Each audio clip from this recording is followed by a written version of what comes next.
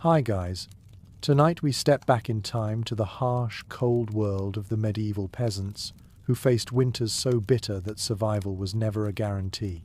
We'll discover how these resilient people crafted shelters from the resources at their disposal, learning not just how they kept warm, but how their creativity and resourcefulness shaped the way they lived in a world so vastly different from ours. You probably won't survive this, no. Seriously. Their winters were brutal, but by the end of this, you'll have a deeper appreciation for the warmth of your own bed. So, before you get comfortable, take a moment to like the video and subscribe, but only if you genuinely enjoy what I do here. Where are you listening from? And what time is it there, late enough for a historical bedtime story, perhaps? Now, dim the lights, and let's step into the past. You stand at the edge of a frost-covered field. The ground beneath your feet is hard and unforgiving, as if nature herself is reminding you of the cold that has begun to settle over the land. Snowflakes drift lazily from the sky, a stark contrast to the wild winds that whip through the trees, cutting through the landscape like icy blades. It's the beginning of winter, and the peasants around you are already preparing for the long, grueling months ahead. As much as you might want to retreat into the warmth of a modern home, you know that you're in the middle of a world where survival is never guaranteed. The cold is relentless, and for the peasants of the medieval world, the struggle to endure the harshest winters was a fight that began long before the first snowflake fell. You watch as the villagers hustle, gathering firewood, repairing their homes, and fortifying what little they have against the coming freeze. Their efforts seem frantic, but also precise, born out of necessity and centuries of tradition. You can see it in their movements, the way they gather stones and timber, the careful placement of each piece of thatch on the roof, the way they pause for a moment to listen to the wind, assessing its strength. In a few days, the frost will settle into the bones of everything around you, and every breath will become a visible sign of your existence. This is survival, medieval style. For the peasants, winter is not just a season, it is a trial of endurance. The homes they inhabit, humble as they may seem, are the very things that will determine whether they live or die. They must rely on these structures not only for shelter, but for warmth, protection, and a semblance of comfort in an unforgiving world.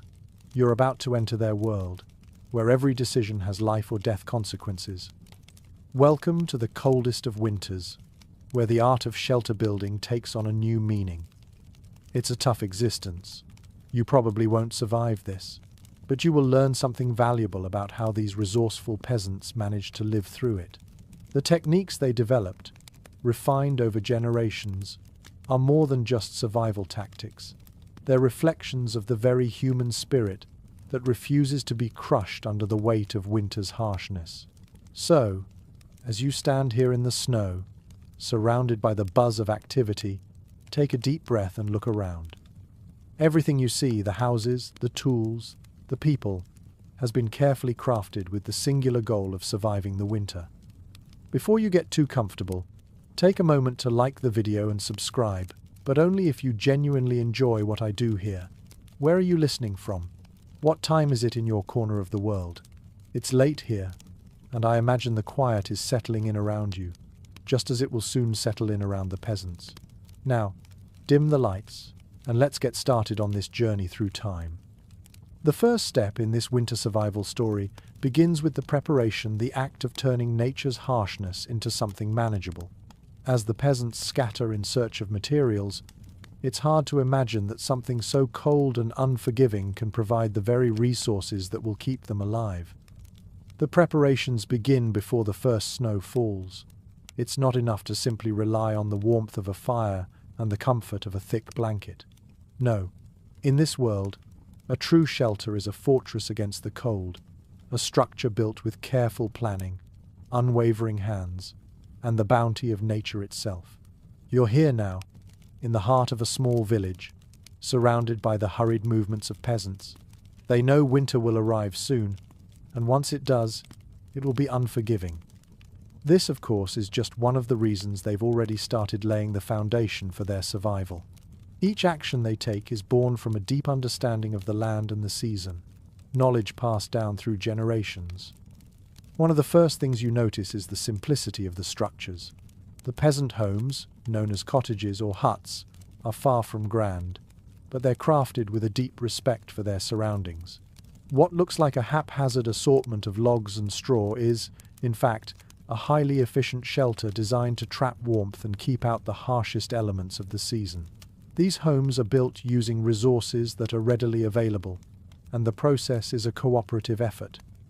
Everyone in the village contributes in some way, whether by gathering materials, constructing, or providing their expertise. The most important material, without question, is wood. The forests around the village are both a blessing and a challenge. The peasants know every tree, every branch that can be used for building. You watch as they chop down small trees, carefully selecting which to fell, ensuring that the forest will continue to thrive while providing them with the materials they need. The trunks are cut into manageable lengths and hauled back to the village, where they'll be used to form the framework of the home. These logs are often laid out horizontally, stacked in a crisscross fashion, creating the basic skeleton of the house. Between the logs, the peasants fill in gaps with mud, moss, or clay, sealing off any cracks that would allow the winter air to seep through. Historians still argue whether mud or clay was the preferred choice for these walls in different regions. But what's clear is that the peasants knew how to make the most of what they had. Mud, while simple, is a powerful insulator. The earth's natural ability to store warmth is essential in keeping the inside of the shelter as comfortable as possible during the cold nights. Over time, the walls would harden, becoming impenetrable to the icy wind. Some houses, particularly in areas with a steady supply of clay, would have walls made entirely of this material, which helped maintain an even temperature, whether it was freezing outside or not. The roof, however, is perhaps the most vital part of the peasant home. With winter snow accumulating quickly, the roof needed to be steeply pitched, so that the weight of the snow wouldn't cause it to collapse. Yet, it wasn't simply about the angle of the roof. The materials used were just as important. Thatched roofs, made from reeds, straw, or even heather, were a common feature. These roofs, though relatively easy to construct, required great care. The thatch was laid in overlapping layers, creating a waterproof barrier that would shed rain and snow alike. Over time, the weight of the thatch would compact, making it even more effective at keeping the cold at bay. In many villages, the roof was the first line of defense against the brutal winter, and its construction was a skill passed down from elder to apprentice, from generation to generation. But there's more to these shelters than just the materials. The placement of the home within the landscape is another aspect that ensures the peasant's survival. You might think that a house is just a house, but here, everything is deliberate. The orientation of the building where it faces was a key consideration in maximizing exposure to sunlight during the day. You see, sunlight, however weak, was a precious commodity. Peasants would position their homes to ensure they received whatever daylight there was, allowing them to warm the interior slightly during the brief daylight hours. In many cases, the homes were also built on slightly raised ground, to avoid the dampness that would inevitably settle in the lowlands during winter. This simple yet effective tactic kept the homes dry, preventing the cold from creeping in through the ground. Inside the homes, the shelter's real secret to survival is revealed. The central hearth, sometimes little more than a fire pit in the middle of the floor, is where the majority of warmth is generated. It's not a fireplace like you might imagine, but rather an open flame, a fire that provides light and heat to everyone who gathers around it. The heat from the hearth permeates the home, warming the stone and clay walls, and to a degree, the air. There's something deeply comforting about the crackle of a fire, the smell of burning wood, the warmth it spreads throughout the room. For peasants, this hearth was the lifeblood of their winter survival, a constant presence throughout the cold months. But here's the catch. This fire is shared by everyone in the house. Whether it's a small family or an extended group living under the same roof, The fire must be carefully managed to ensure it doesn't burn out. The ashes must be regularly cleaned, and fresh firewood must be constantly brought in. During particularly cold nights, the fire may need to be stoked every few hours to keep the heat from fading away. You can hear the peasants now as they work together, chopping, carrying, stacking, constantly replenishing the fire that will keep them from freezing. It's a communal effort that strengthens the ties between families, a shared responsibility that reminds everyone of their reliance on one another. Historians still debate how the communal aspect of firewood collection evolved in various parts of medieval Europe. Some argue that in certain villages, firewood was considered a common good, while in others, it was the responsibility of the head of the household to ensure there was enough fuel for the winter. Regardless, one thing is certain: the fire and the wood that fueled it were lifelines. As the snow begins to fall in greater quantities, you watch as the peasant families continue their preparations, knowing that soon they will retreat into their homes for the winter, relying on these small but vital shelters to keep them safe from the cold. The air is filled with the sounds of hushed conversations and the rhythmic chopping of wood. They've done this before, many times over. Each year, they face the same bitter cold, the same long, dark nights. Yet, there's something deeply reassuring about the knowledge that these homes, built by hand and forged by necessity, will stand firm against the harshest elements. The peasants know this well. They've lived through many winters, and they'll live through many more. And so, with each log stacked, each piece of straw added to the thatch, they come a little closer to the protection they need. The bitter wind may howl outside, and the snow may pile up in thick drifts, but within these homes, the peasant families will find warmth. They'll gather around the hearth, pull their thick woolen blankets close, and wait for the winter to pass. You too are beginning to feel the weight of the cold as it settles around you, but you know that for now, the shelter you've stepped into is enough. You take a deep breath, letting the warmth of the fire and the knowledge of survival surround you. The peasant homes of the medieval world, though often humble, were designed with survival in mind. It's not hard to imagine how, when the first frosts of winter touched the earth, those within these modest structures would spring into action. You've seen it yourself, how the villagers quickly move to gather the necessary materials. They know that the cold will soon settle in, and their homes must be ready to protect them from its brutal touch. But just as essential as the logs, straw, and mud is the way these materials are selected and gathered, a process that reveals the deep relationship between the peasants and the natural world. When you step into the forest with the peasants, you notice the careful way they scan the trees. The felling of timber is done with intent. It's not just about cutting down what's in the way. The peasants select certain trees that are known for their resilience, those that will provide sturdy beams for the framework of their shelters. They often choose young trees or those that are already weakened, ensuring that the forest remains intact for future generations. It's a delicate balance of survival and stewardship, one that's been perfected over hundreds of years. What's particularly fascinating about this process is that it was not just about gathering wood. The peasants also harvested smaller materials, moss, branches, and even stones. These humble resources would go on to form the walls, insulation, and flooring of their homes. You might not realize it, but the stones and rocks that are gathered don't just serve as a foundation, they help with keeping the home dry by allowing moisture to escape.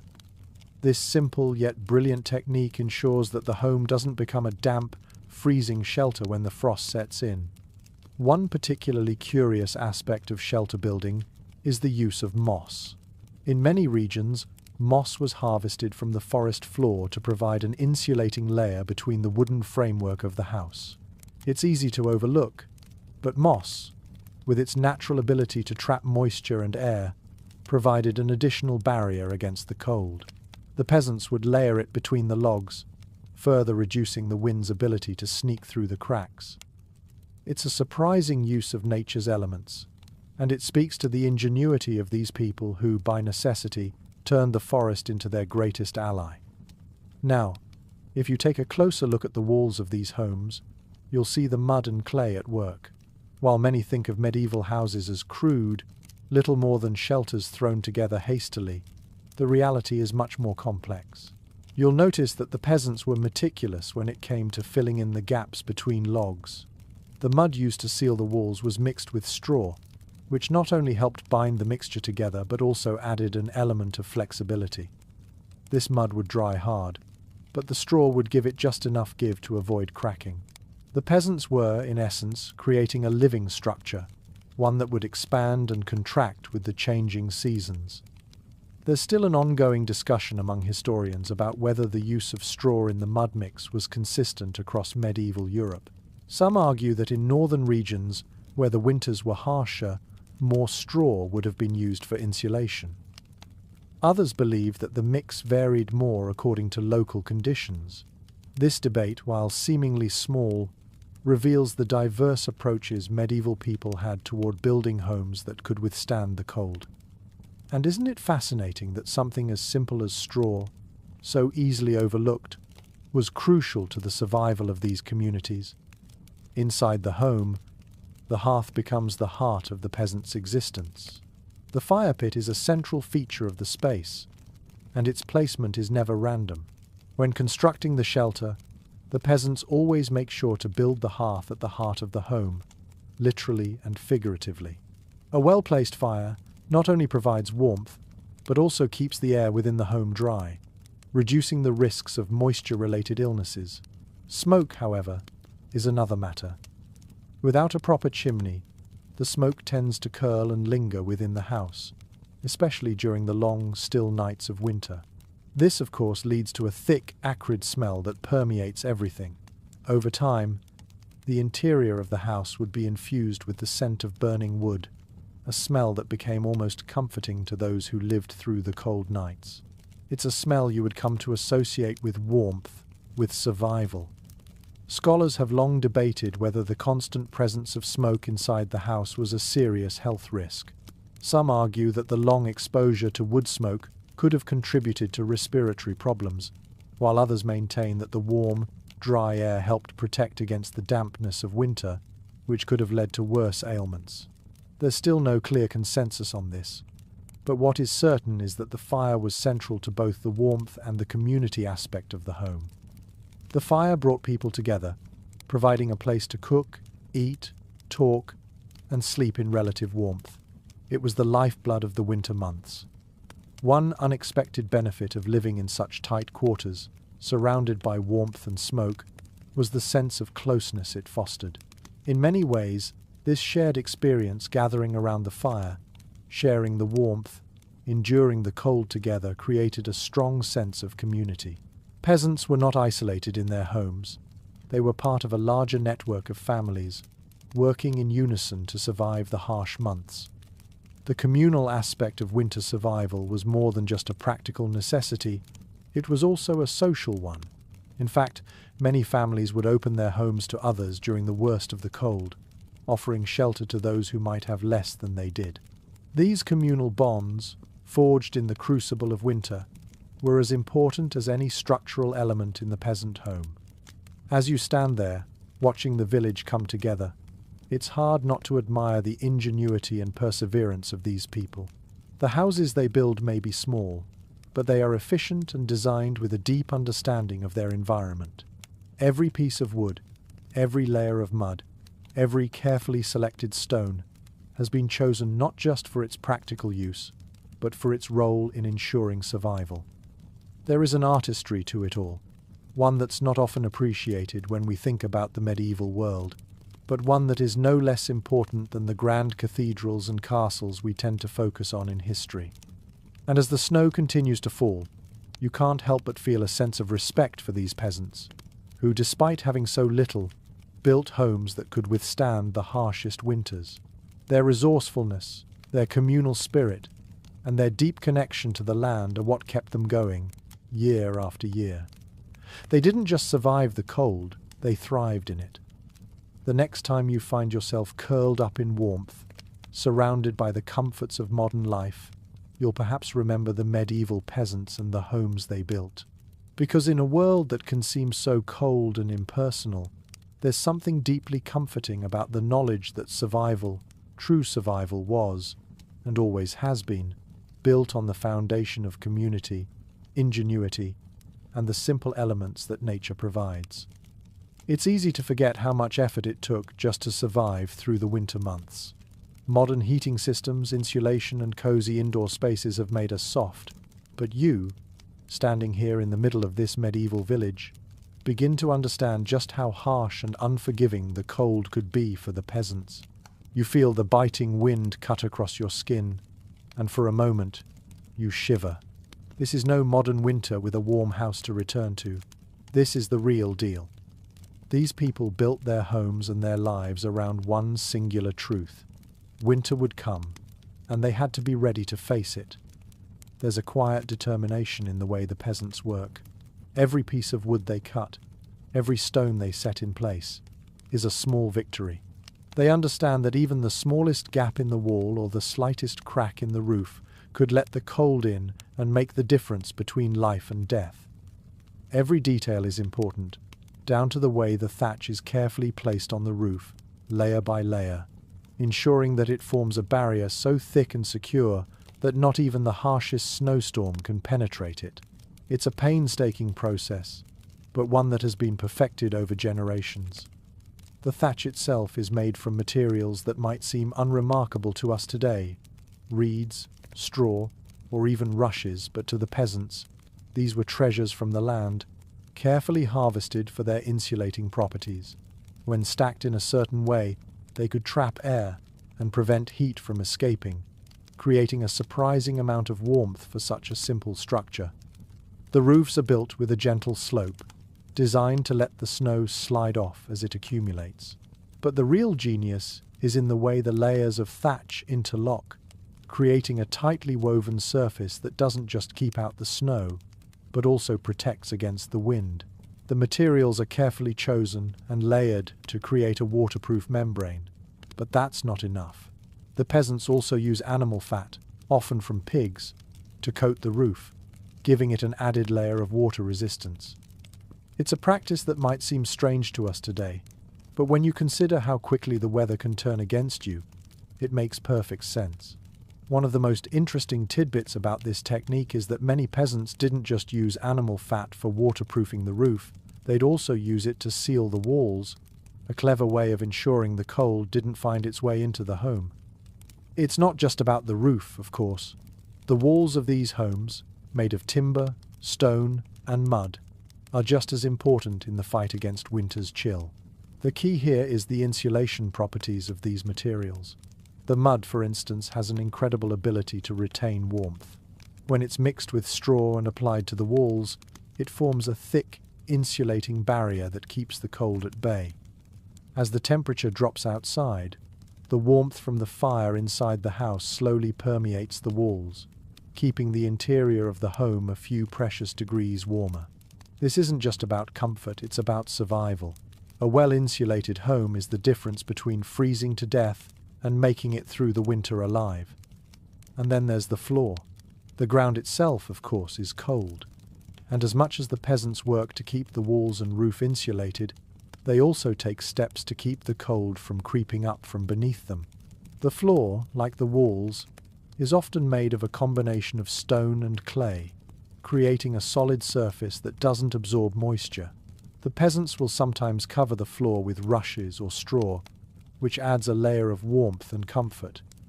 It's a simple technique, but effective in preventing the cold from seeping up through the ground and into the home.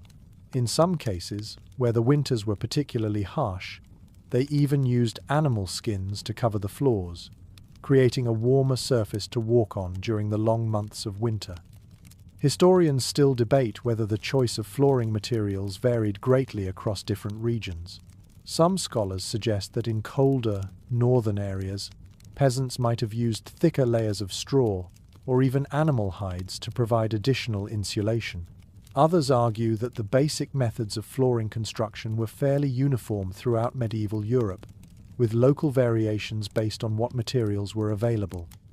Regardless of the specifics, what's clear is that the goal was always the same: to keep the home warm and dry. The ground, being the coldest part of any home, needed special attention.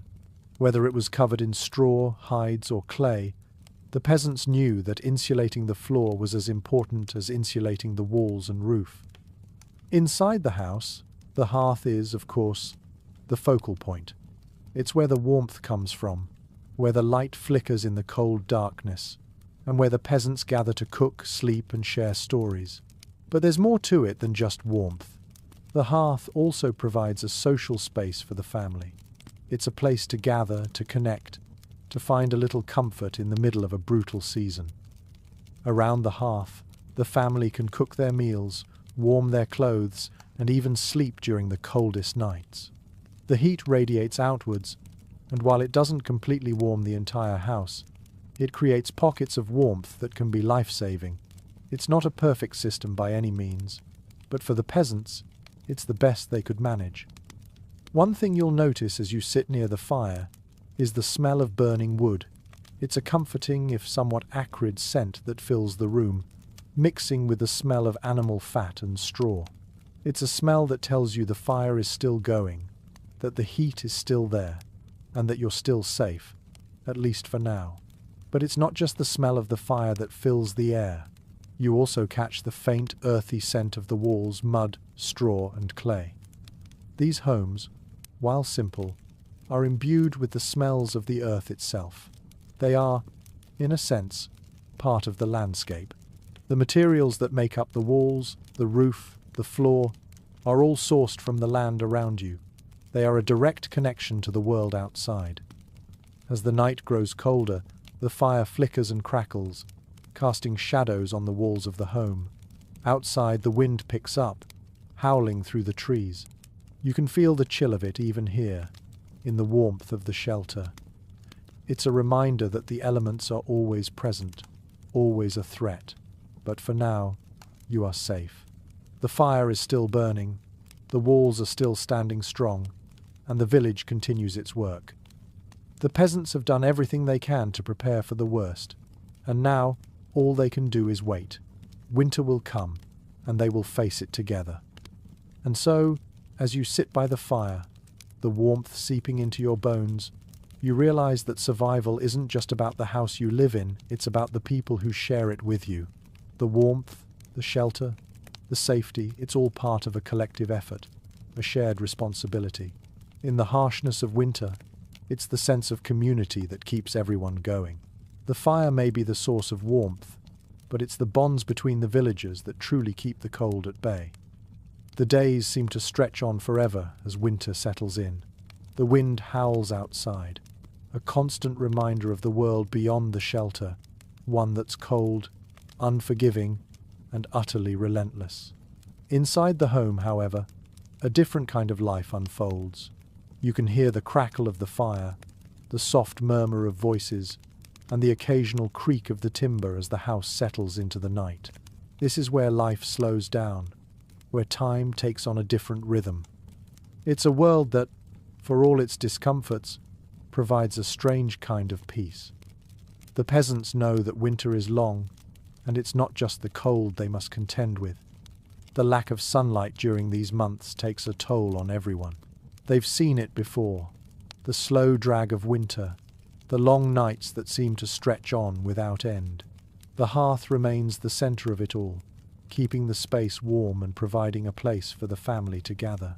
But it's also where the routine of life shifts. People eat, talk, work, and sleep around the fire, rarely straying far from its warmth. For some, the hearth is a sanctuary, offering a brief escape from the biting cold that awaits just beyond the door. As the days grow shorter and the nights colder, you begin to notice just how much more labor-intensive life becomes. Keeping the fire burning takes work. Firewood must be constantly chopped and brought in. The ashes must be cleared regularly to ensure the fire doesn't die out. And then there's the matter of food.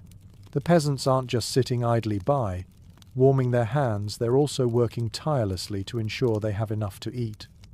The harvest may have been plentiful in the fall, but now, during the dead of winter, their supplies are dwindling. They have learned, over the years, the importance of stockpiling. The stores of grains, root vegetables, and preserved meats are all that stand between them and starvation. One of the most striking aspects of medieval winter life is the way the peasants use every available resource to its fullest. There is no waste.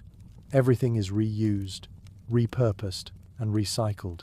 The firewood, for instance, is carefully rationed. Each log is chopped to maximize its use, and every scrap of wood that can't be burned is either used for another purpose like furniture or tools, or it's kept aside for the next fire. The same goes for food. Every part of the animal is used, nothing goes to waste. Bones become soup stock. Animal skins are used for clothing, for blankets, and even to cover the floors. The peasants are masters of resourcefulness, making do with whatever they have. This extreme economy of resources, though born out of necessity, also reflects the deep connection these people have with the land. They understand that nothing is disposable. Everything has a purpose, and the land provides for them in ways that modern society often overlooks. The very act of living off the land, of using everything it offers, is both practical and spiritual. For the peasants, the land isn't just a place to survive, it's a partner in their survival. They are part of a larger system, one that requires respect, reciprocity, and careful management. You've likely noticed, too, that while the hearth provides much-needed warmth, it also offers the most comfort during the long winter nights. It's not just the warmth of the fire that draws the peasants to its glow, it's the sense of community it fosters. The fire is a place where everyone comes together, where stories are shared, and where the world outside can momentarily be forgotten. In the flickering shadows, the peasants can laugh, cry, and reflect. The harshness of the winter doesn't seem as oppressive when they are gathered in the warmth of the hearth. The fire, in many ways, is their lifeline not just for warmth, but for their emotional survival as well. Interestingly, this communal gathering around the hearth is not just a social custom. Historians continue to explore the psychological importance of such gatherings. Some suggest that the act of coming together around a shared fire helped to foster a sense of safety and belonging, which was vital in a world where the threat of hunger, disease, and death was ever present. The communal aspect of the fire, in fact, might have been one of the key factors in helping medieval peasants to endure the psychological stress of winter. Without these shared moments of connection, the isolation and fear of the cold could easily have been overwhelming.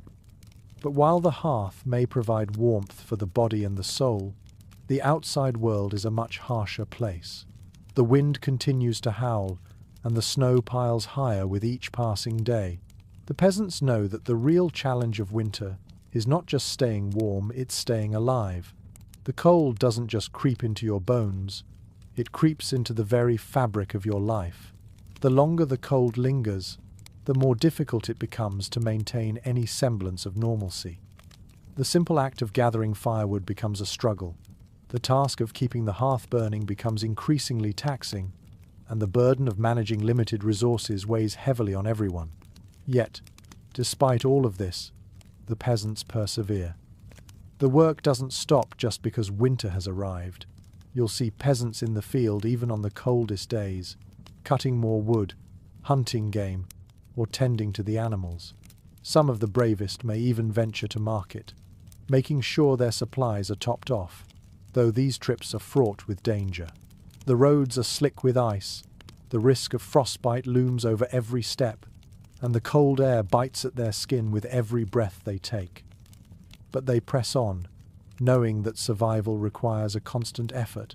Their lives are defined by this relentless drive, this continual push to stay ahead of the cold. There is no time to rest for long, no time to grow complacent. A quirky little fact you might not have expected. During these long, frozen months, it's not uncommon for peasants to build makeshift shelters in the woods or fields, temporary structures that serve as refuges from the biting cold when firewood or food runs low. These shelters might be nothing more than a few branches and a blanket of snow, but in a pinch, they can provide enough protection to keep someone alive for a short time. It's a harsh existence, but it's one that speaks to the ingenuity and resilience of the people. This world, as you observe it, is nothing like the warmth and ease of modern living, but in its own way, it is beautiful. The way the peasants have adapted to the cold, the way they use every scrap of the land to survive, and the way they come together in the face of adversity, it's a testament to human resilience. As the winter winds howl outside and the fire crackles within, you realize that survival is not just about building walls and roofs. It's about building community, about finding warmth not just from the fire, but from each other.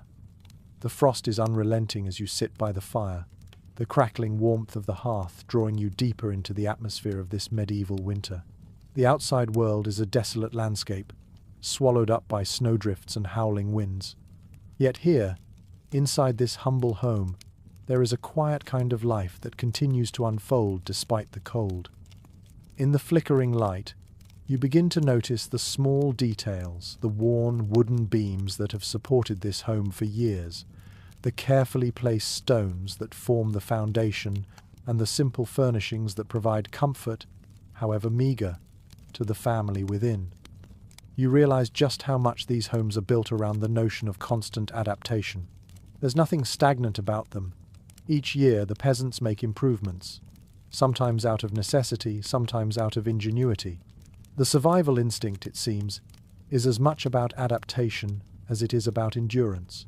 Every season they learn something new about how to survive the cold. The roofs are repaired, the walls patched, the wood replaced. Nothing is ever truly finished, because the challenge of winter is never over. One aspect of these homes that you'll notice as you gaze around the room is how the space is divided. Despite the cold and the cramped quarters, the peasants have learned to maximize every inch of space.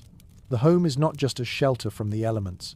It's a multi-purpose area where food is prepared, clothes are mended, and even animals are kept to conserve warmth.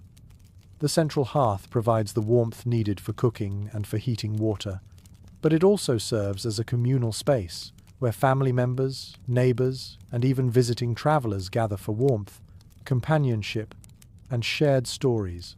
It's an open, shared space, but one that is also defined by necessity. Each individual has their own small area within the home. You'll find places where children sleep, nestled in the corner near the hearth, under thick woolen blankets. Adults sleep in similarly close quarters, often sharing beds to conserve heat. The entire family might sleep in a pile of blankets, all huddled together for warmth. There's no privacy, no personal space in the way we understand it today, but the closeness of the people within these walls is a kind of comfort in itself. The warmth of human connection keeps the cold at bay in more ways than one. Food, too, becomes a shared responsibility. Meals are simple and often meager stew made from whatever vegetables and meats are available, bread, and whatever else they can gather. Peasants are skilled at making do with what little they have. Meat may be salted and preserved, while root vegetables are stored in cellars, ensuring they last through the worst of the winter. Grain is carefully rationed, and bread is baked as needed, always with an eye on the dwindling stores. The smell of cooking food mingles with the scent of burning wood, creating an oddly comforting atmosphere despite the scarcity of resources. Everyone has a part to play in ensuring that the meals are prepared, even the children, who learn from an early age how to fetch water, gather kindling, or help with other small chores. One thing that stands out in these homes, as you sit in the warmth of the firelight, is the intricate layering of survival. The peasants' approach to winter isn't just about building a shelter or making food. It's about building a system that supports life on multiple levels. It's a system of cooperation, resourcefulness, and above all, survival. Each element plays a role, from the placement of the home, to the gathering of firewood, to the way food is stored and rationed. The peasants live in a delicate balance, constantly adjusting and adapting, making sure that everything works in harmony to keep them alive. It's also fascinating to consider how the materials they use affect the warmth of their homes. For instance, the wooden beams and the mud walls of the house aren't just structural, they're thermal regulators. They help trap heat inside the house. And over time, The warmth from the fire in the hearth slowly seeps into the walls and beams, making the home more comfortable. The design is both practical and innovative, with everything working together to keep the temperature as stable as possible. What might seem like simple materials to us, wood, mud, straw are in fact carefully selected and placed for their insulating properties. The peasants have an intimate understanding of their environment and how best to use the resources around them. You might find it surprising, but scholars have long debated the degree to which medieval peasants understood these natural systems. Some argue that they had an intuitive knowledge of insulation and thermal regulation, passed down through generations, while others maintain that much of this knowledge was learned through trial and error, with the peasants adapting to what worked best over time. It's likely that both of these factors played a role, but what's clear is that the peasants knew exactly what they needed to do to survive the winter, and they did it with remarkable efficiency. Perhaps one of the most interesting aspects of these homes is the way they reflect the rhythms of the seasons. The changes in temperature, the lengthening and shortening of the days, all of these factors influence life within the house. In the winter, when the cold is most intense, the peasants huddle together near the fire, sharing warmth and comfort. As spring approaches, they'll begin to venture outside more frequently, repairing the house, gathering food, and preparing for the coming season. The home in this sense becomes a living thing, constantly adapting to the needs of the people inside and the demands of the world outside. But for now, in the dead of winter, the focus is on survival. Every decision, every task, is centered on keeping the cold at bay. And in the flickering light of the hearth, you realize just how much of life is about endurance, about making it through the tough times. The peasant's home is more than just a shelter, it's a testament to the resilience of the human spirit, a reflection of the way people can adapt to even the harshest of conditions. As you sit there, warmed by the fire, you begin to appreciate the simplicity of it all. The fire, the thatch, the mud, it's a world that seems far removed from the comforts we know today. But it's also a world that speaks to something deep inside us, something primal. The need for warmth, for safety, for survival. It's a universal human experience, one that transcends time and place. The peasants, in their quiet resilience, have shown you just how far we've come, and yet in many ways, how much we remain the same. The fire burns steadily in the hearth, its flickering light casting long, soft shadows on the walls of the home. Outside, the world remains frozen, an endless sea of white and ice. The peasants huddle together inside, their lives centered around the heat that comes from this one central fire. There's no easy way to avoid the cold during these months, no magic spell to ward off the frost. The harsh winds of winter blow unrelenting against the thatched roofs, sending a chill through the timber walls. But within these homes, despite the harshest of elements outside, there is warmth, a warmth that is fought for every day. One of the essential tasks that consume the peasants' time in the winter is firewood. A steady supply of firewood is the lifeblood of survival. Without it, warmth disappears, and the cold will creep into every corner of the house. The peasants know that firewood isn't just about warmth, it's about life. The careful selection of wood, the cutting, and the stacking each of these tasks must be done with precision. The firewood must be kept dry, for wet wood won't burn well, and a damp fire will only add to the chill. The effort to gather, chop, and store wood for the winter is immense. In the forests, the peasants work as a community, felling trees and collecting wood, ensuring that there will be enough to keep the fire burning. Each piece of firewood is precious. You see, it's not just about gathering logs. The peasants carefully chop the wood to ensure it burns evenly and slowly.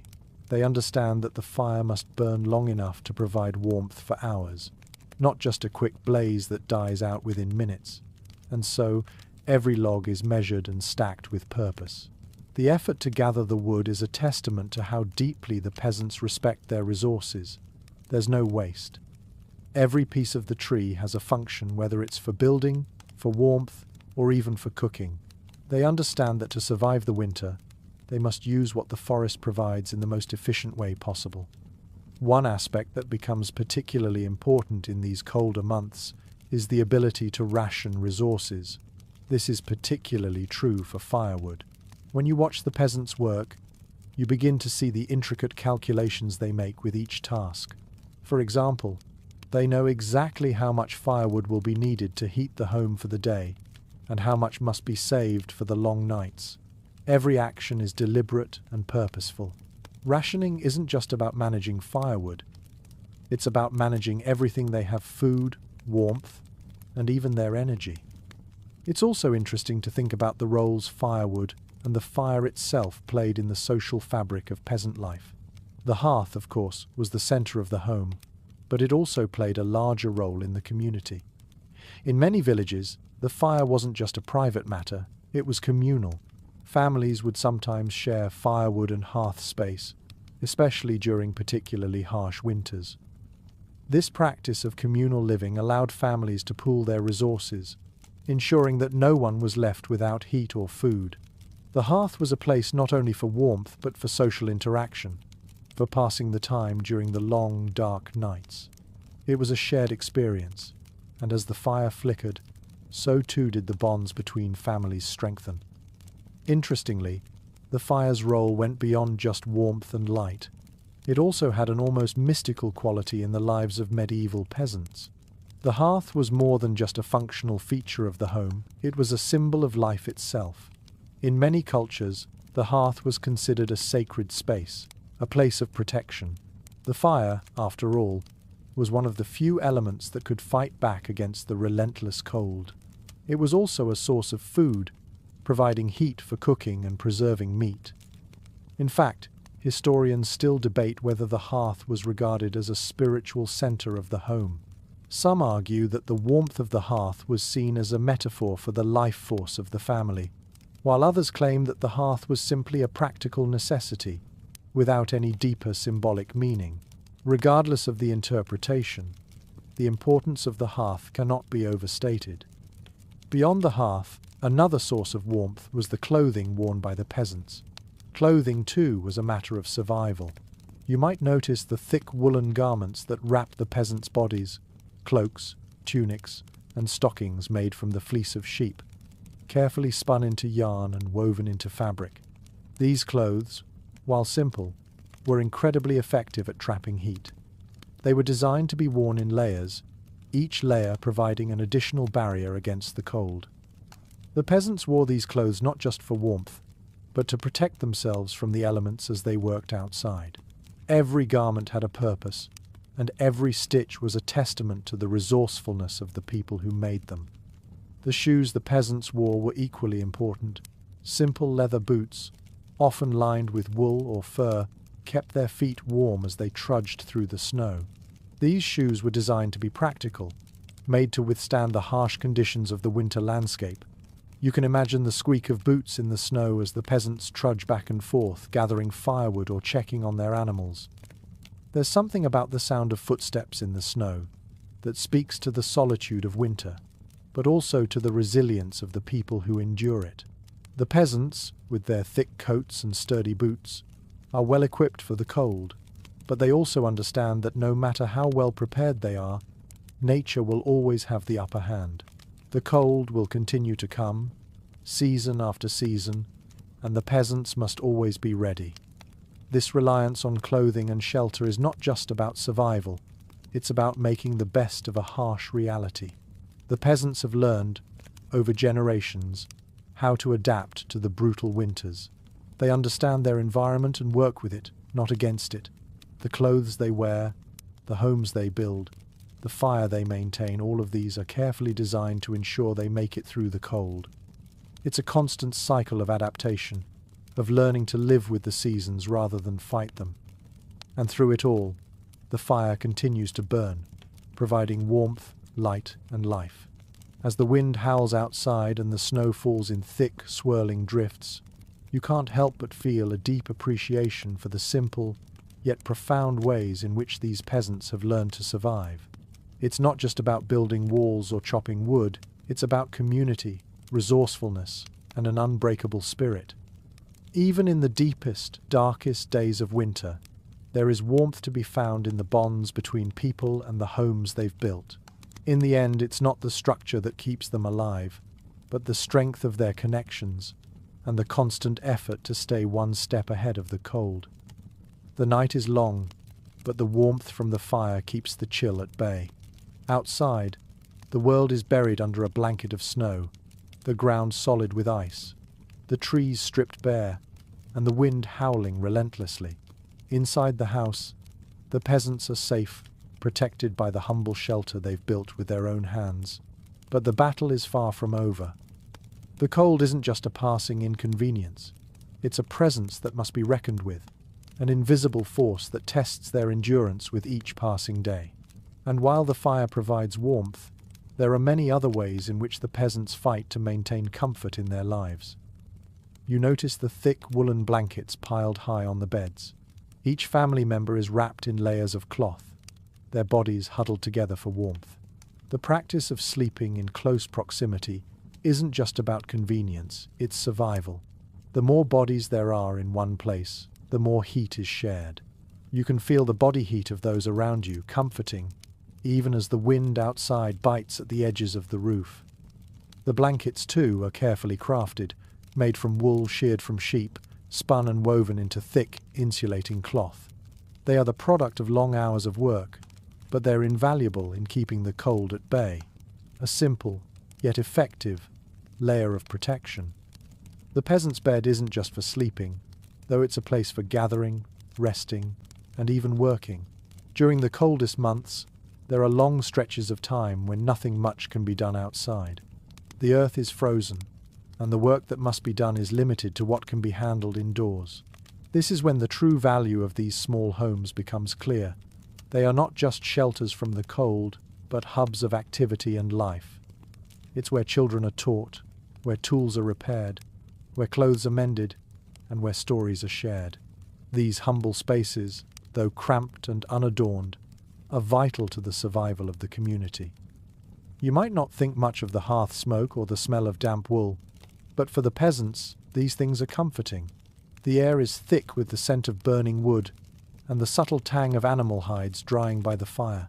The crackle of the fire is a constant companion, providing both warmth and light in the long, dark evenings. Without this light, the night would feel endless. The fire also provides a measure of safety. There's comfort in knowing that the hearth will keep the house warm, and that it serves as a barrier between the freezing cold outside and the warmth within. The fire also symbolizes something deeper. It's a symbol of life. As long as the fire burns, so too does the hope of survival. But it isn't just the fire that keeps the home habitable during the winter months. There's the constant effort to keep the shelter in good repair. The thatched roofs are vulnerable to the weight of the snow, which can easily accumulate, dampening the thatch and increasing the risk of collapse. The peasants are always vigilant, checking the roof and walls for weaknesses. It's a constant cycle of maintenance that never ends. Every time the wind howls or the snow begins to fall again, there's an underlying sense of urgency. The peasants know that if they don't stay ahead of the storm, their homes could be compromised. In some regions, villagers work together to ensure that everyone's roof is secure. This shared responsibility strengthens the bonds between neighbors and keeps everyone safe. The roof may be one of the most vulnerable parts of the home, but it's also the most important. The foundation, though, is equally crucial. Without a solid base, the house could shift and become unstable, especially when the ground beneath it freezes. The peasants take care to place their homes on ground that won't easily flood or sink when the weather turns. The materials they use are carefully chosen for their durability and ability to withstand the harsh conditions.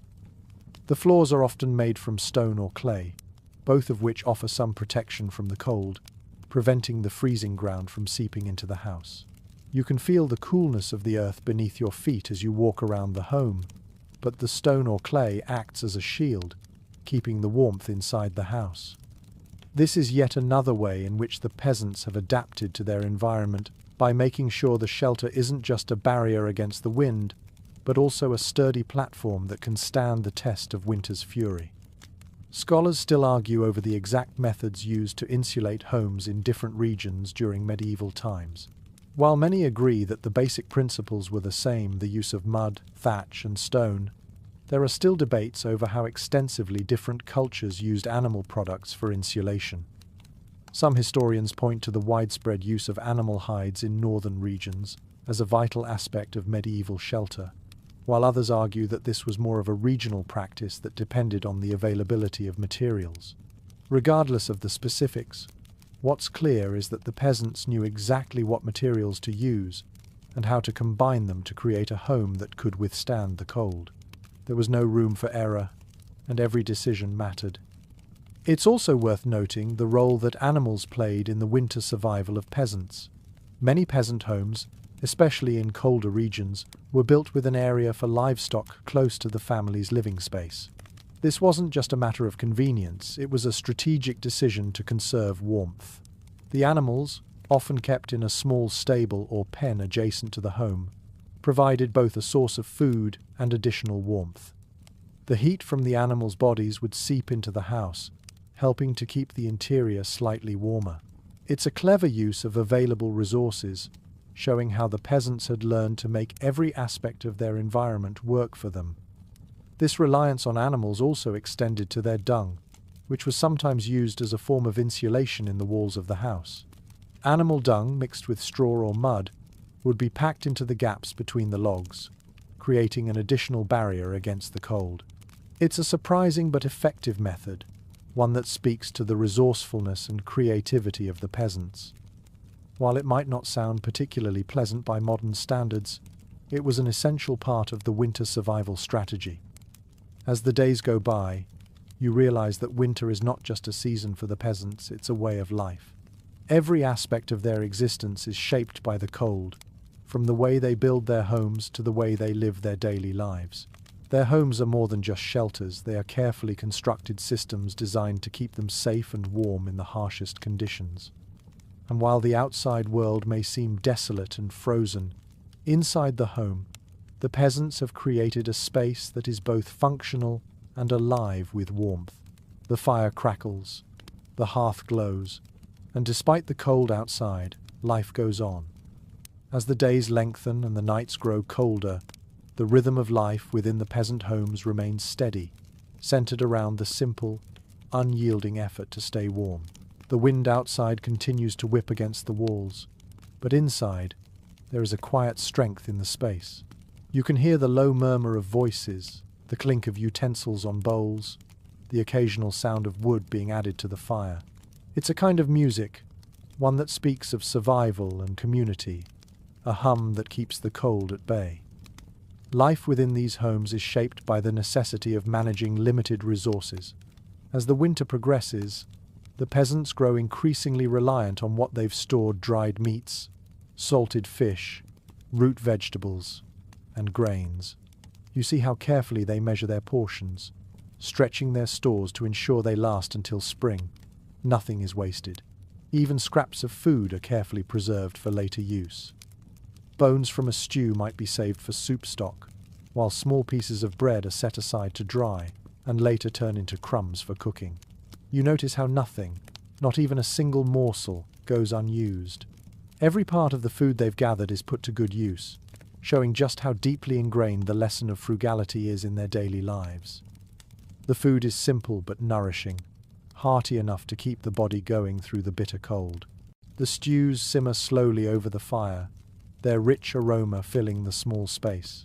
You can hear the bubbling sound of the pot, and the smell of onions, root vegetables, and salted meat mixes with the scent of the firewood, creating an earthy, comforting atmosphere. The peasants sit together, sharing their meals, their faces illuminated by the soft glow of the fire. It's a moment of togetherness in the midst of a cold and difficult season, a reminder that despite the hardships, there is always something to share. This shared meal is more than just a necessity, it's a social event.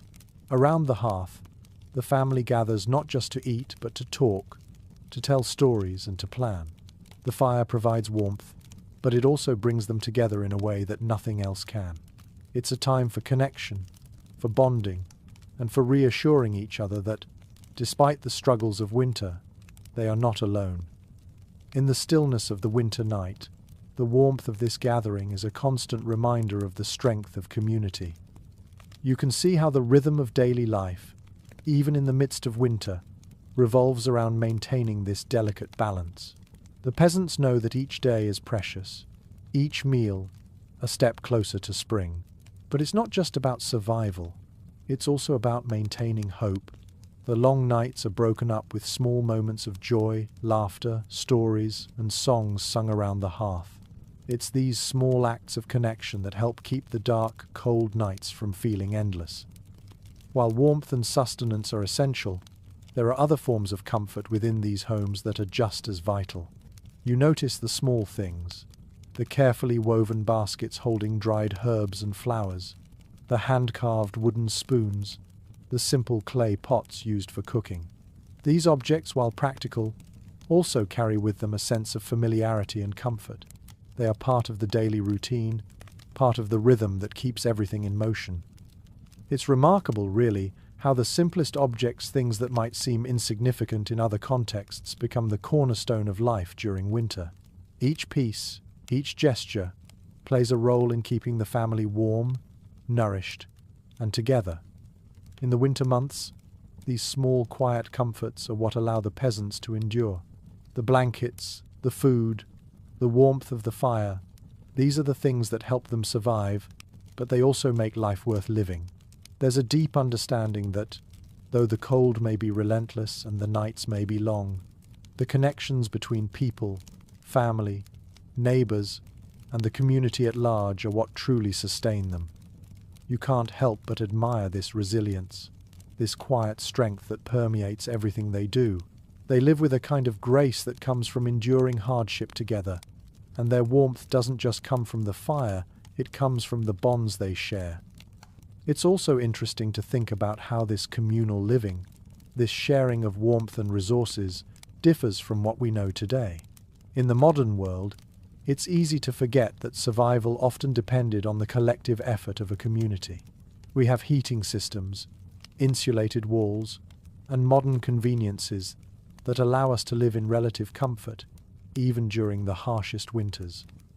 But here, in the medieval village, warmth is something that must be earned, something that comes only through hard work, careful planning, and the willingness to share with those around you.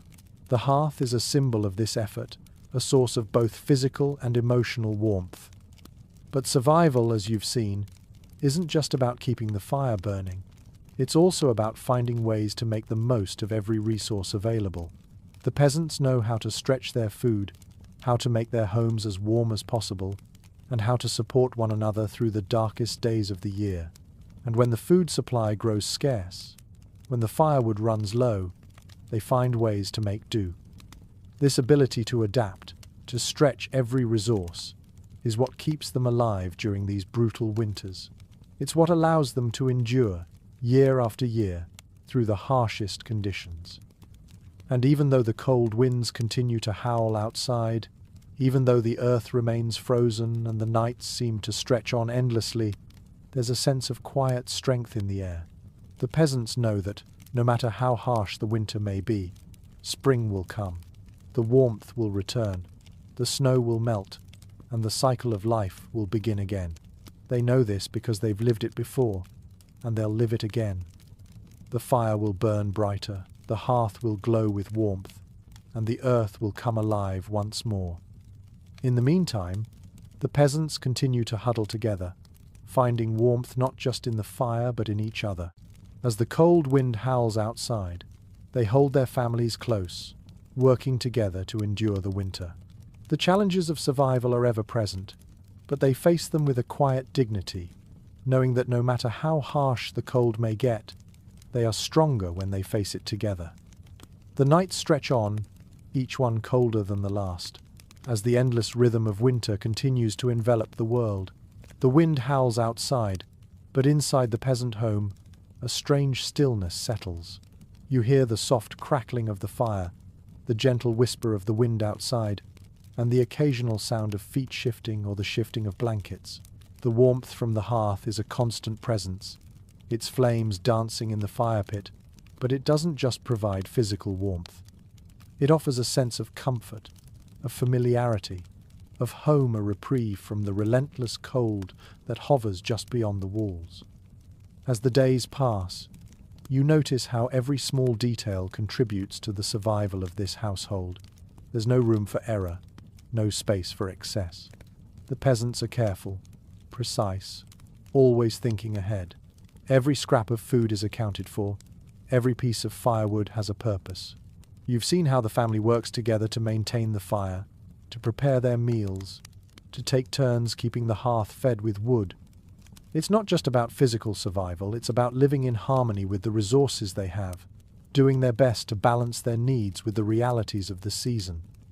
You can't help but wonder how these people manage to endure the harshness of the winter year after year. It's not just the homes they've built, the food they've stored, or the fire they maintain. It's something more, their deep understanding of how to live with the seasons, how to adapt, how to take what the land offers and make the most of it. The medieval peasants have developed a finely tuned relationship with their environment, a relationship built on observation, patience, and resilience. Take, for example, the way they store food.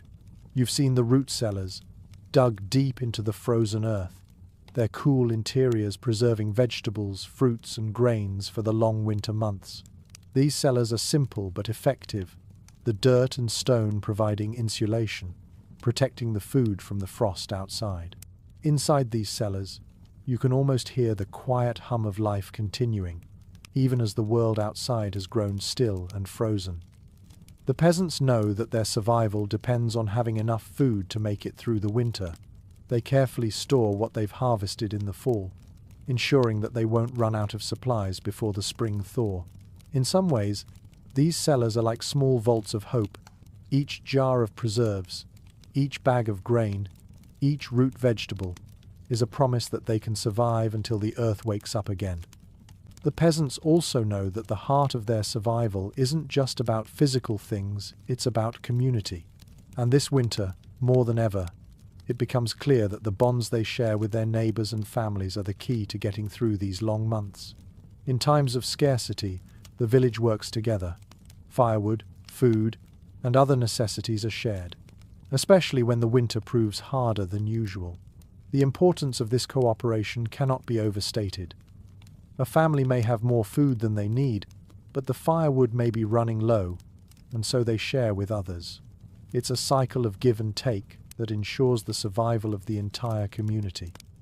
In fact, as you watch the families gather around the hearth, it's impossible to ignore the subtle yet undeniable truth.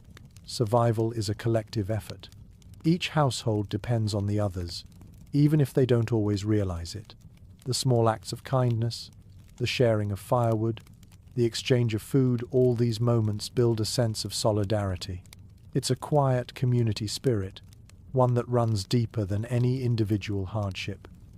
Each fire, each shared meal, each helping hand strengthens the foundation of trust that holds the village together.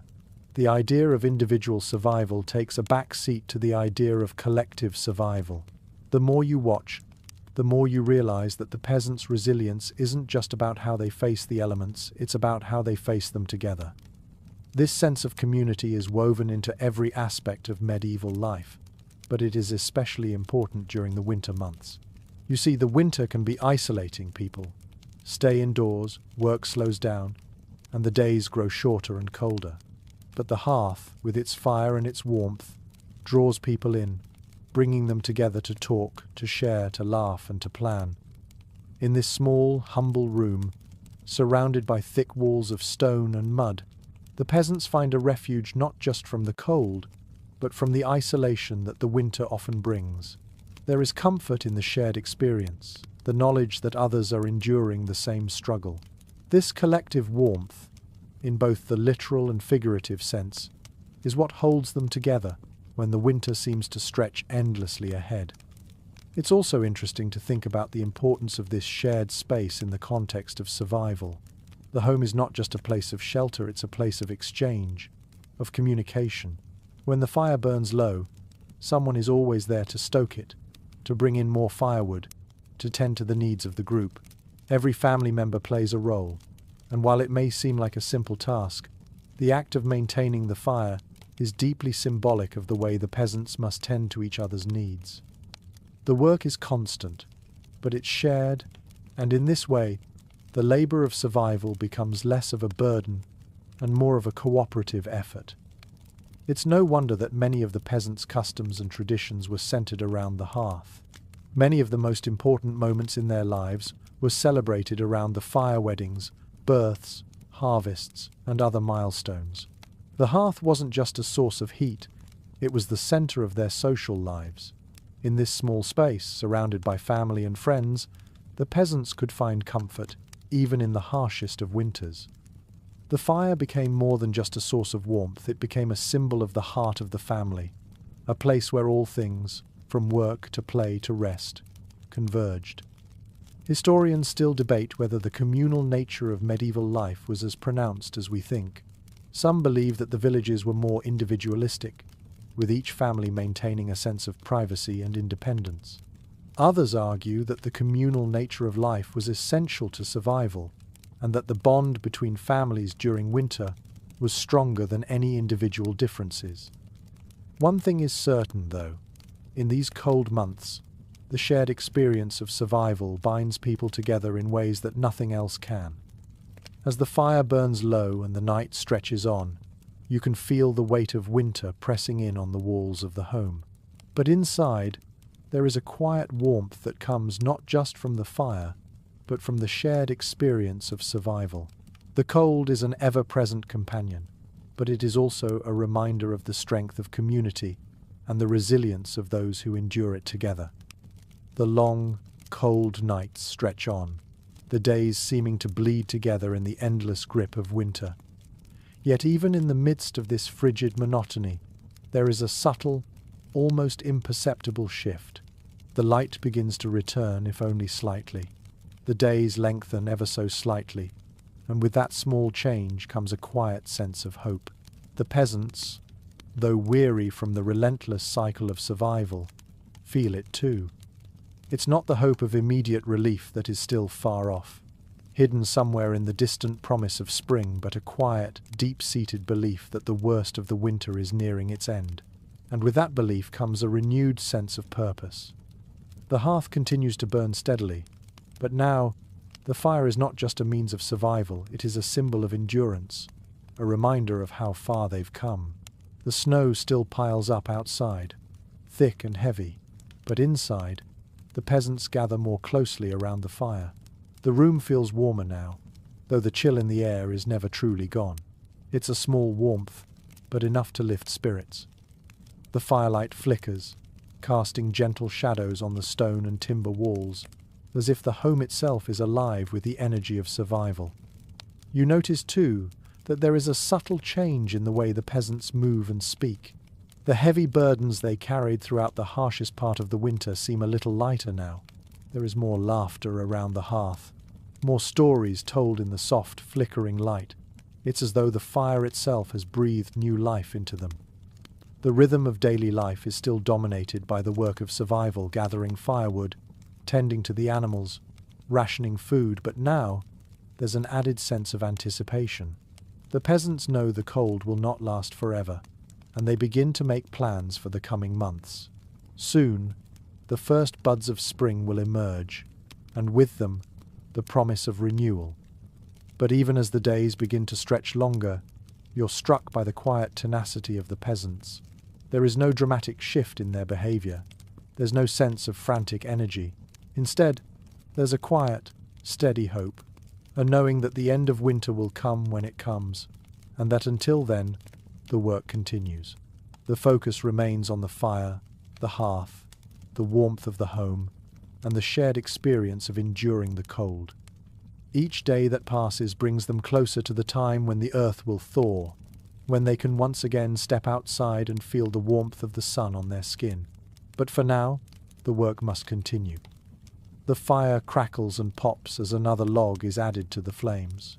The peasants move efficiently now, their movements more fluid, their attention focused on the tasks at hand.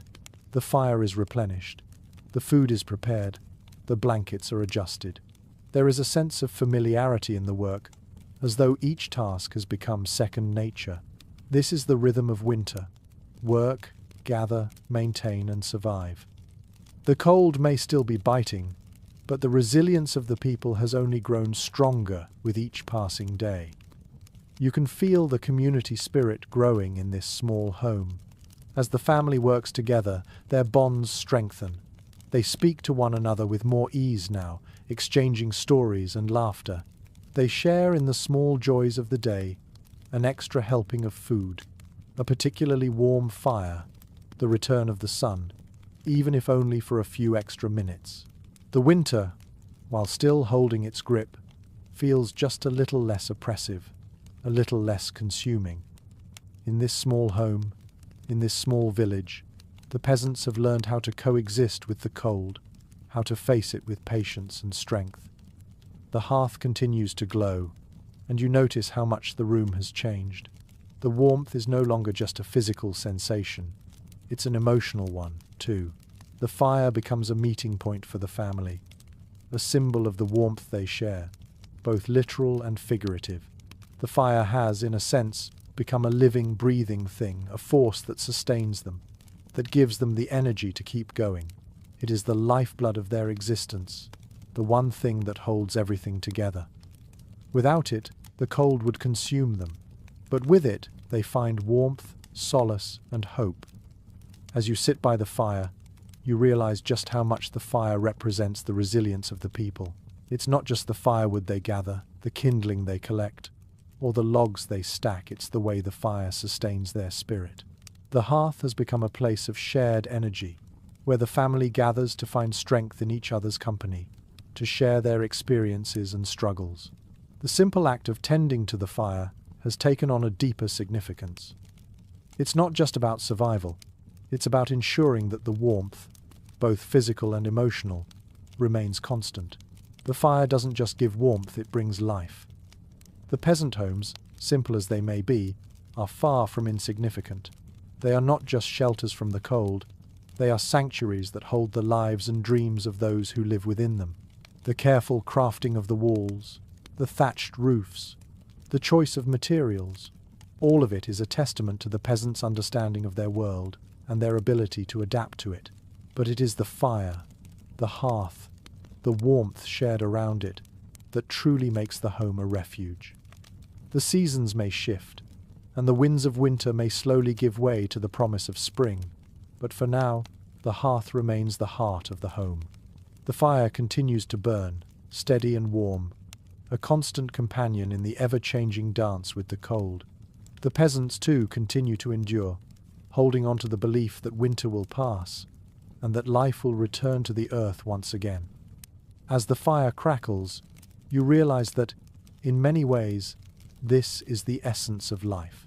A slow, steady struggle against the elements, a fight to maintain warmth, both physical and emotional, against the cold winds of the world.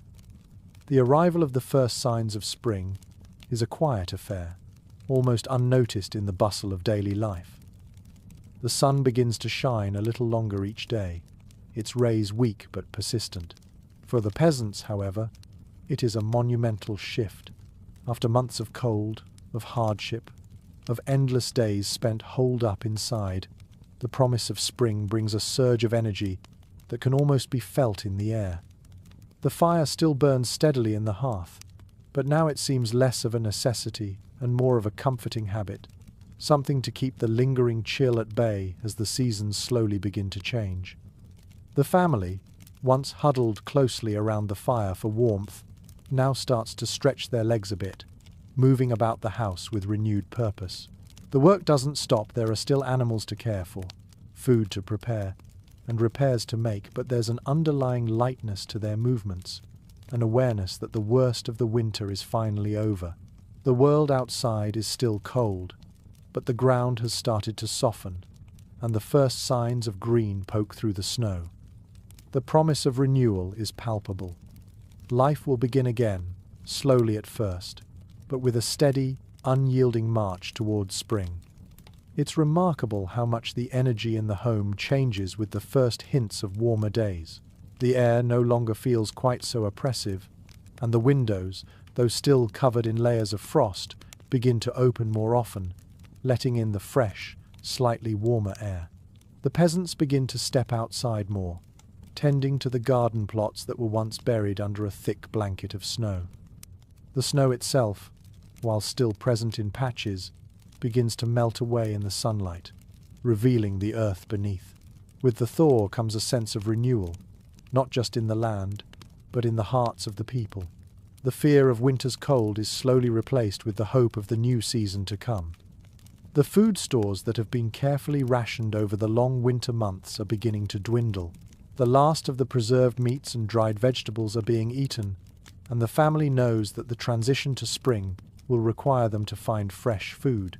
The early spring harvest, though modest, will provide the first fresh greens of the year, small shoots of herbs, early vegetables, and perhaps a few wild fruits if they're lucky. The prospect of fresh food after months of eating only preserved or dried provisions brings a palpable sense of excitement. The peasants are accustomed to the cycle of the seasons, and while winter brings its hardships, it also makes the arrival of spring all the more rewarding.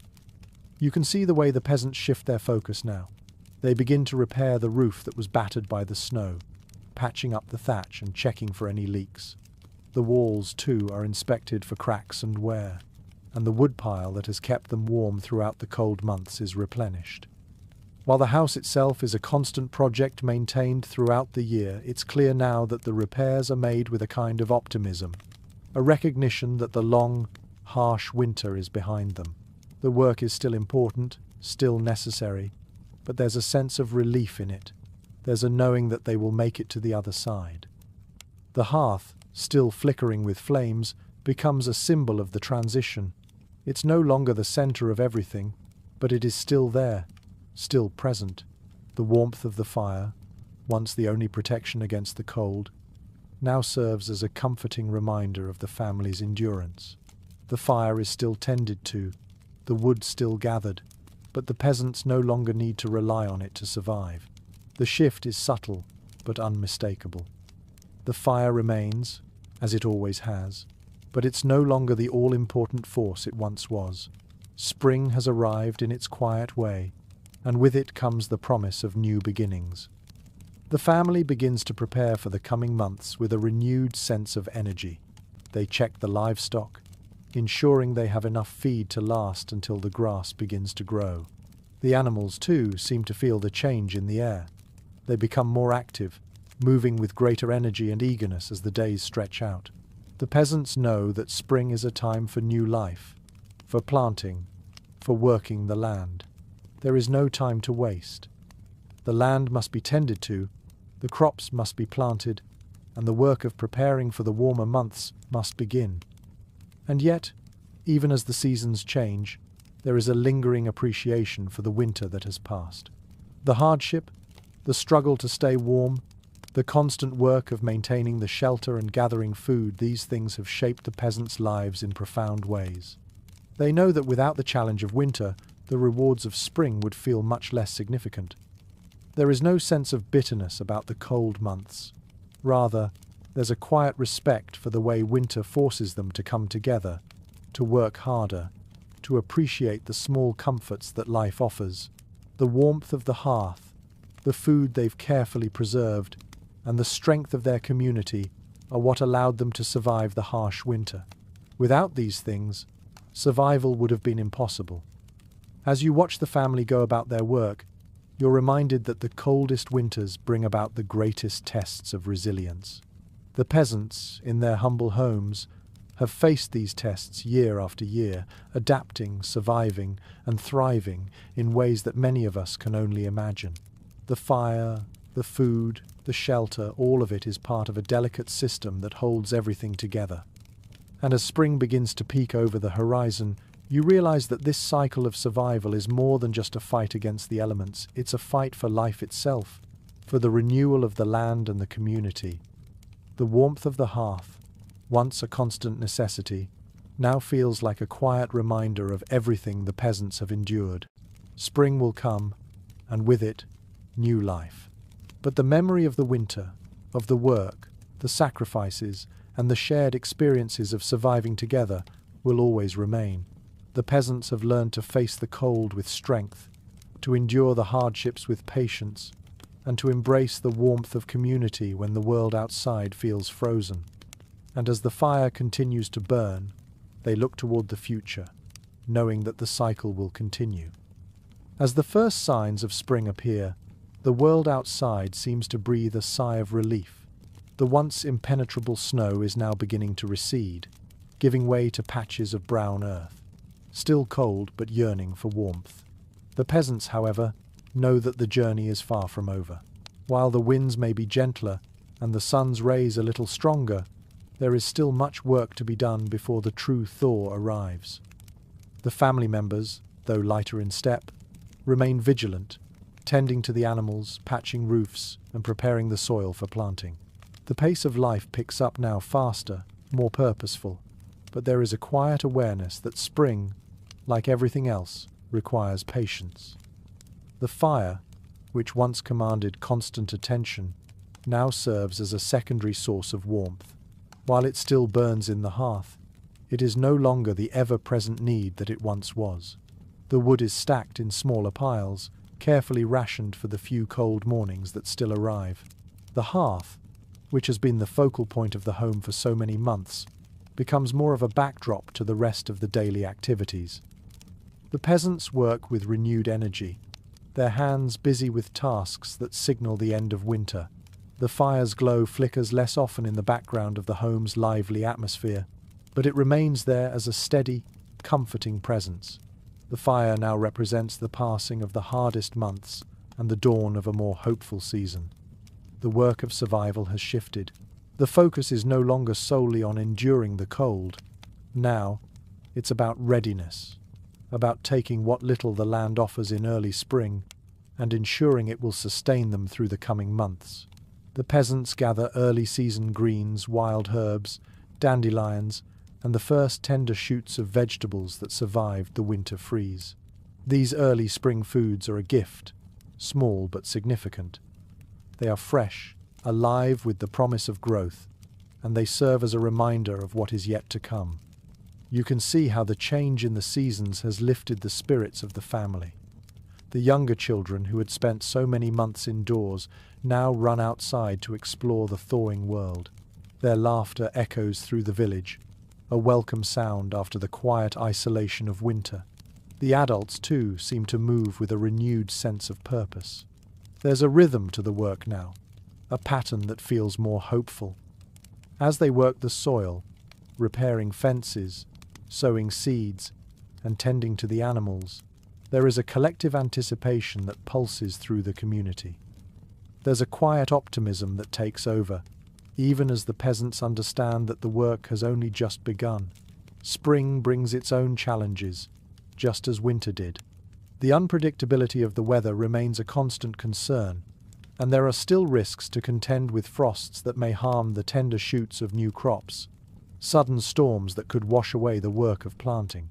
But there is something invigorating about the possibility of renewal. The peasants have seen this cycle before. They know that after the coldest winter, the earth will always thaw. The first buds will sprout, the first flowers will bloom, and life will continue its cycle of rebirth. For the peasants, spring isn't just about the change of seasons. It's a time for reflection, for looking back at the winter that has passed and remembering how far they've come. The fire that burned so brightly in the hearth now feels like a symbol of all they've endured. The warmth, the shelter, the community, their lives, are a testament to the resilience that allowed them to survive the harshest of winters. And as the fire burns less frequently and the work of the coming season begins, there's a sense of quiet pride in their hearts. They have made it through the coldest months. The hardest days are behind them, and with each passing day, spring makes its presence known more clearly. But this moment of relief is fleeting. The peasants know that spring, while it brings new life, also brings new work. The fields must be tilled, the seeds must be sown, and the animals must be cared for. As the earth softens and the days grow longer, the pace of life quickens. The work, though still demanding, is less about survival and more about thriving. For the first time in months, the peasants have the luxury of thinking beyond the immediate need for warmth and sustenance. There's time now to think about what the future will bring, the harvest that will feed them, the plants that will flourish, and the animals that will grow. You might notice, as you watch the peasants at work, how much their lives revolve around the rhythms of the earth. Every season has its own cycle, its own set of tasks.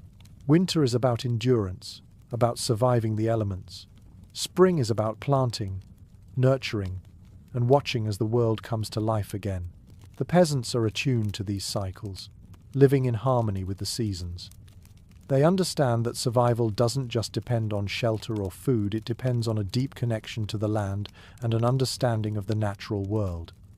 Historians still debate the role of agriculture in medieval peasant life. Some argue that peasants were more dependent on subsistence farming and hunting, while others contend that trade played a larger role in the survival of these communities.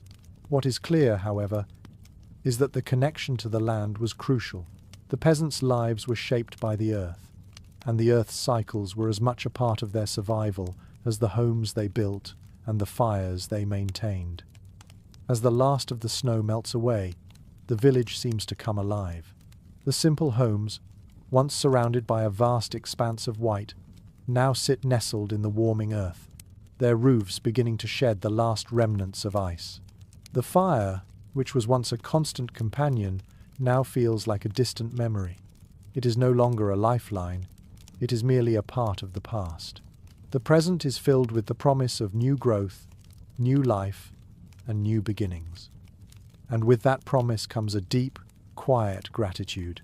The peasants have endured, they have survived, and now, as the warmth of the sun begins to touch the earth, they look toward the future with a quiet hope. The work of survival never ends, but the arrival of spring is a reminder that, despite the harshest of winters, life always finds a way to return. The peasants know this truth better than anyone. They have built their homes to withstand the cold, to protect themselves from the elements, and to endure the long nights. And now, as the days grow warmer, they can rest in the knowledge that the cycle will continue, that life will renew itself, and that the warmth of the sun will always follow the coldest of winters. With spring now truly upon the village, the shift from winter's grip to the gentle embrace of warmer days begins to feel real. The air carries the faint scent of damp earth, and though the ground is still soft and saturated from the thaw, there is an undeniable sense of movement, of life pushing back against the cold. The peasants are already busy. It's not the frenetic rush of winter preparation, but a different kind of energy, one that carries with it the hope of abundance and a future harvest. The hard work of survival has morphed into the work of cultivation and growth, and the land that seemed so lifeless just a few weeks ago now hums with the promise of renewal. You see the peasants working in the fields now, planting seeds with steady hands. The earth, still cool beneath their feet, seems to come alive under their touch. They move in rhythm with the seasons, each family tending to their plots, sowing the seeds that will one day yield the food that will carry them through the next cycle. The once dead soil, now softened and warm, is a vast contrast to the frozen ground of winter. The peasants know the risks. They've faced famine before, and though they trust in the land, they also understand that the weather can be unpredictable. A late frost could damage tender crops, or a sudden storm could wash away all their hard work.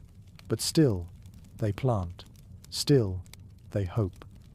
As you watch them, it's hard not to be struck by the quiet faith in their movements. The peasants' lives are shaped by patience. They plant now, knowing they may not see the fruits of their labor for months. They water, they weed, and they tend to the crops. But there's an underlying recognition that much of the outcome is out of their hands. The land, like the weather, is unpredictable, and yet, despite the uncertainty, they continue. The rhythm of their work is steady and unwavering, as if it were a dance that's been passed down from generation to generation, a dance that is both a struggle and a joy. It's this balance between struggle and joy that defines their lives. The work in the fields is hard, but it's also incredibly rewarding. As the peasants work, their faces softening with the satisfaction of a job well done, you can see that the connection they share with the land is not just one of survival. It's a deeper bond, one that reflects their intimate understanding of the natural world and their place within it. The earth is not something to be feared or conquered, it's something to be worked with, to be nurtured and respected. The joy of spring isn't just about the growing crops, though. It's about the return of warmth, the first burst of color as flowers bloom, and the sounds of birds returning to the trees. The village seems to hum with this quiet celebration of life's return. You hear the laughter of children who have spent so many long months indoors, now playing outside in the newly thawed earth. Their excitement is infectious as they run freely, chasing each other, exploring the growing world around them.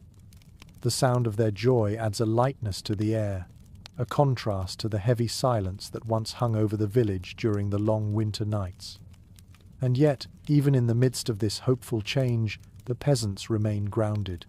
They know better than anyone that the arrival of spring is not a guarantee of an easy future. There is still work to be done, more seeds to be sown, more crops to tend to, more animals to care for.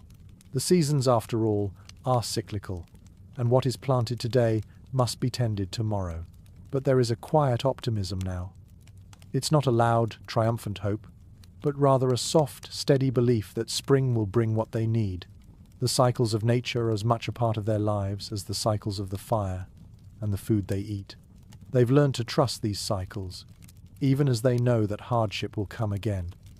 In the homes, the fire continues to burn, though its significance has changed. It's no longer the life-sustaining warmth of winter, but rather a comforting presence, one that represents the endurance and strength of the family through the harsh months. The hearth still provides heat, but it is no longer the heart of the household. The shift to spring means that the family can now gather outside, working together in the fields or sharing meals in the warmth of the sunlight. The warmth of the hearth has been replaced by the warmth of the earth, and for the first time in many months, the family can truly feel the embrace of the season. The arrival of spring isn't just about a physical shift, it's a mental and emotional transformation as well. The peasants, though exhausted from the work they've done to prepare for this moment, now breathe easier. The weight of the cold has lifted, and with it, a weight from their shoulders. The constant vigilance required by winter, the never-ending task of keeping the fire stoked, the food stocked, the walls secure has eased. For now, there's time to breathe, to rest, to look ahead with cautious optimism. The land has given them the gift of spring, and they will cherish it, knowing full well that the cycle will begin again. It's incredible to think about how much these people have endured to reach this moment. The long, cold winter months seemed endless, each day a struggle to stay warm, to stay fed, to stay alive. But now, with the light of spring pouring over the fields, you realize that the true strength of the peasants was never in their homes or their tools. It was in their ability to endure, to continue in the face of hardship, to adapt to the changing seasons and find a way to survive. It's their resilience, both physical and emotional, that has carried them through. You can almost see the shift in the village as the warmth of spring begins to touch the earth. The homes, once isolated and insulated from the cold, now open up to the land. The doors are opened wide. The smoke from the fire rises in the soft breeze, and the scent of freshly ploughed earth fills the air. The peasants work together, side by side, moving from house to field to barn with purpose. There is no rush, no panic. There is only steady, consistent work. And that, in the end, is what has always sustained them. A quiet, unyielding determination to see the work through to the end. Historians often point to the resilience of medieval peasants as one of the defining characteristics of their lives. There were few luxuries, no easy answers, no guarantee that the next season would bring abundance. And yet, time and time again, the peasants endured. They built homes that could withstand the harshest winters. They planted crops and cared for animals. And through it all, they remained steadfast in their belief that the cycle of the seasons would continue, bringing life with each passing year. Now, as spring takes hold, you can see it in their eyes, the quiet satisfaction of knowing they've made it through the hardest part, and the unspoken understanding that, while the work will continue, they are ready for whatever the next season brings. The village is alive with the unmistakable hum of spring. Birds have returned to the trees, their songs a delicate melody woven into the fabric of the day. The earth, once hardened and frozen, has softened, releasing the scent of fresh growth into the air. Flowers, small, delicate, and vibrant, begin to push through the soil, their petals opening to greet the first real warmth of the Sunday. It's a time of transformation, and everywhere you look, there are signs of life returning. The peasants, though tired from the work they've already put in, have begun to relax into the rhythm of spring. The pressure of winter's bite, of constantly guarding against the cold, has lifted, and for the first time in months, there is space to breathe, to take in the gentle warmth that now fills the air. The fire in the hearth still burns, but it is no longer the central force it once was. Instead, it's become a quiet companion, a reminder of the months that have passed. There is a sense of balance returning to the home, just as the land outside slowly returns to life. In the fields, the peasants work together, moving with purpose. The soil, once frozen and inaccessible, now yields to the steady hands of those who know it best. There's a harmony in their movements, a fluid rhythm that speaks of years spent working the land. The early crops are planted: potatoes, onions, carrots, and peas, and though the growth is slow, it's steady. Each seed that is placed in the soil is a promise for the future, a quiet act of faith in the seasons. They know the risks: frost may still strike, storms may wash away their work, but there is no hesitation. The land, after all, has always returned, and so the peasants, undeterred, keep planting, keep tending. You can see the children too, out in the fields, learning the ways of the land from their elders. They have spent much of the winter inside, bundled up near the fire, but now they move freely in the warmth of the sun, helping with small tasks. They pick up bundles of sticks, gather stones, and even help water the crops. Their faces, once pale and drawn from the long winter, are now flushed with the life that spring brings. The smiles they wear are full of the joy of freedom, of returning to the earth, of returning to the rhythm of the seasons. It's striking how much the seasons shape these people's lives. The peasants are not merely surviving, they are part of a vast cycle that has been turning long before them and will continue long after.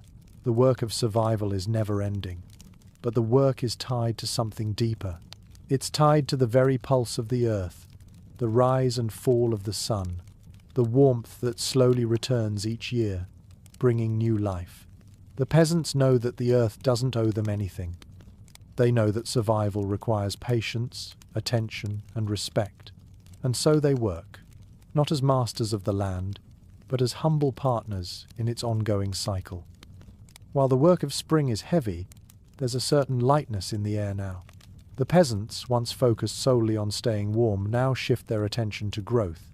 The fields that were once bare and desolate are now teeming with the potential for harvest. It's a beautiful, slow process, one that requires careful tending but promises abundance. The labor is still difficult, but it is a labor of hope, a labor of renewal. As the season progresses, the days grow longer, and the warmth of the sun lingers a little longer each evening. The fire, once essential for survival, now serves as a comforting ritual. The hearth still crackles with warmth, but the temperature in the room is no longer dictated by the fire alone. It's the earth now, the sun, the life that pulses beneath the soil, that shapes the atmosphere. And though there's still work to be done, the peasants can take a moment to sit, to rest, to listen to the sounds of the village coming alive. There's a quiet, almost imperceptible shift that happens now.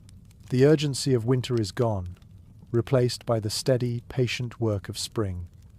The peasants understand that the cycle of seasons is a delicate thing. They know that spring doesn't guarantee summer, and summer doesn't guarantee fall, but they have faith in the land and in the work they do. They've been through enough winters to know that, after the coldest months, warmth will return. There's an almost sacred rhythm to it. They don't rush through spring. They understand that spring has its own pace, its own time, and that the earth must be allowed to find its own way. You can feel the presence of this rhythm in the village now. It's in the laughter of the children, the quiet hum of the workers, the gentle breeze that ruffles the leaves on the trees. It's a rhythm that's been passed down through generations, one that will continue long after these peasants have gone. The world turns, and the seasons follow, each bringing its own challenges and gifts. But what remains constant is the effort to live, to work, to thrive. The fire may no longer be the focus, but its presence still lingers, just as the memory of winter's cold lingers in the hearts of the people. They know that the earth gives, but it also demands. And with each season, they meet it with the same quiet strength that has carried them through every winter. Historians often look to the resilience of medieval peasants as a model of endurance. The hardships they faced were immense, yet they continued. The land, with all its unpredictability, was both their provider and their adversary. But in the end, it was their relationship to the land, their deep understanding of its rhythms, that allowed them to survive. And now, as spring unfurls its warmth across the land, you can't help but see the beauty in the simplicity of their lives.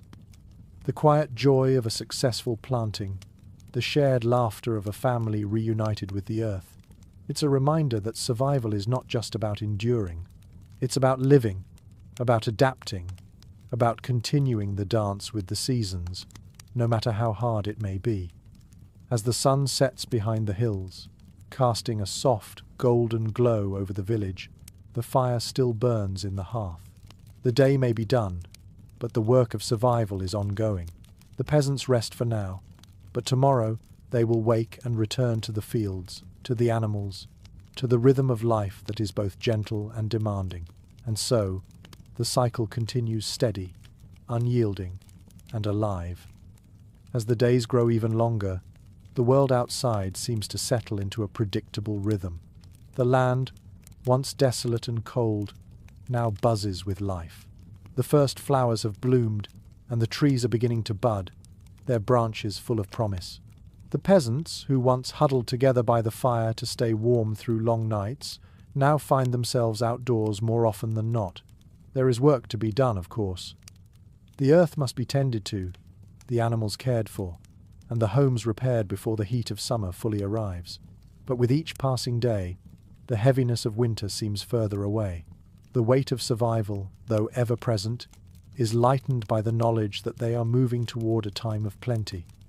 You notice how much more lively the village has become. The laughter of children fills the air once again, their voices ringing out in the warm breeze as they chase each other across the open fields. The adults, too, seem to move with more energy, as though the thaw has brought a lightness to their spirits. The work remains constant, but it's now a different kind of labor, one that comes with the anticipation of reward. The planting season is well underway, and the peasants move with purpose as they sow their seeds and tend to the crops that will grow tall over the coming months. The fire, though still used at night, now serves more as a symbol of what has passed, rather than a necessity for survival. As you walk through the village, you see the peasants working side by side, each focused on their own tasks, but all connected by a shared purpose. There is no rush, no sense of desperation. Instead, there is an unspoken understanding between them, a recognition that the land they rely on must be nurtured.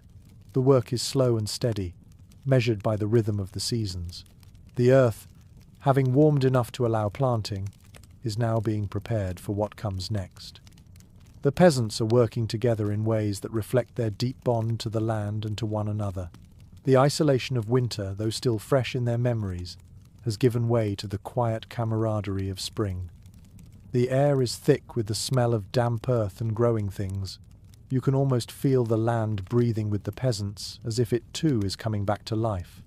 Every shovel of soil, every seed placed in the ground, carries the promise of the future. The peasants, in their simple but steady ways, continue to shape the world around them. They don't rush through it, they simply work with it, adapting to the seasons as they come. And in this quiet, deliberate work, they continue to survive, to thrive. The joy of spring is not in the flash of sudden change, but in the steady, persistent arrival of life. You watch as the peasants water their crops, their hands moving with practiced care, ensuring that each plant has what it needs to grow. There is a connection here, not just between the peasants and the land, but between the peasants themselves. They are bound together by the work they do, by the seasons they endure, and by the shared understanding that survival is a constant, collective effort. No one does this alone. As you stand among them, watching the crops begin to take root, you're struck by how much the peasants have learned to live with the land. They have adapted to its rhythms, to its cycles of growth and dormancy, and in doing so, they have learned to find peace in the knowledge that the land will provide, as long as they tend to it with care. Their homes, simple as they are expressions of this deep connection to the land, crafted from wood and mud, built with a knowledge of what will last through the seasons, just as their farming practices are guided by what has worked for generations. The land, in return, provides them with sustenance, with shelter, and with the promise of life renewed. Historians often discuss the cycles of peasant life, noting how deeply their existence was tied to the seasons. In the absence of modern conveniences, survival hinged on an intimate understanding of the natural world. For the peasants, the rhythm of the seasons became their lifeblood. The fire, the hearth, the tools they used, all were a means to an end: survival. But it wasn't just about enduring. It was about living, about finding meaning in the slow, steady work of cultivating the land, of raising families, of building homes. Their strength was not only in their physical endurance, but in their ability to understand the deep, unspoken connection between themselves and the earth that sustained them. You can see this connection reflected in the way the peasants work. They are not frantic, not hurried, but neither are they idle. Their movements are deliberate, measured, honed over years of working the land. They know the soil, they know the seasons, and they know the value of patience. The work is hard, but it's also deeply satisfying. As you watch them move through the fields, you understand that this rhythm, this way of life, isn't just about survival. It's about participating in the ongoing cycle of life. It's a cycle they've been a part of for generations, and one that will continue long after they are gone. The change from winter to spring, from survival to thriving, is not a sudden shift. It's a gradual process, a slow unfolding that mirrors the land itself. As the peasants continue their work, there is no loud celebration, no moment of triumph. Instead, there is quiet satisfaction, an understanding that each action, no matter how small, is a step closer to the rewards of summer. The crops will grow, the animals will flourish, and life will continue. The peasants have made it through the harshest of winters, and now, with the warmth of spring at their backs, they are ready to embrace the next season with quiet hope and unwavering determination. And so, as the sun sinks lower in the sky, casting a soft golden glow over the fields, you can feel the weight of the seasons lifting. The world is not yet fully awake, but it is stirring, beginning to stretch and prepare for the coming summer. The peasants know what's to come. They know the work will continue, the seasons will change, and they will meet the challenges of the future with the same steady determination that has carried them through every season before. The fire may have burned long and hot during the cold months, but it's now the soil, the sun, and the steady hand of the peasant that will carry them forward. The cycle continues, quietly, steadily, just as it always has. The days are now fully lengthened, and the village has come alive in a way that feels almost like magic. The once barren fields are now filled with rows of green, the tender shoots of crops reaching toward the sky. The peasants, though still busy, now work with a different energy. There is no longer the frantic pace of the winter months, no more scrambling for warmth or food. Now their attention is focused on nurturing the growth they've already started. Every day, the plants grow taller, the animals grow stronger, and the world feels just a little brighter. You can feel it in the way the peasants move steadier, with purpose, but not hurried. There's a calm confidence in the air. After the long, grueling months of winter, this is a reprieve, a reward for all the hard work that has led them to this point. But there's no room for complacency. While the work may now be about tending to crops and caring for animals, it's still an ongoing effort. The peasants know that the hard work doesn't end with spring's arrival. The summer will bring its own challenges, but for now, they are focused on the steady growth around them. The fire, once the heart of every home, is now used more sparingly.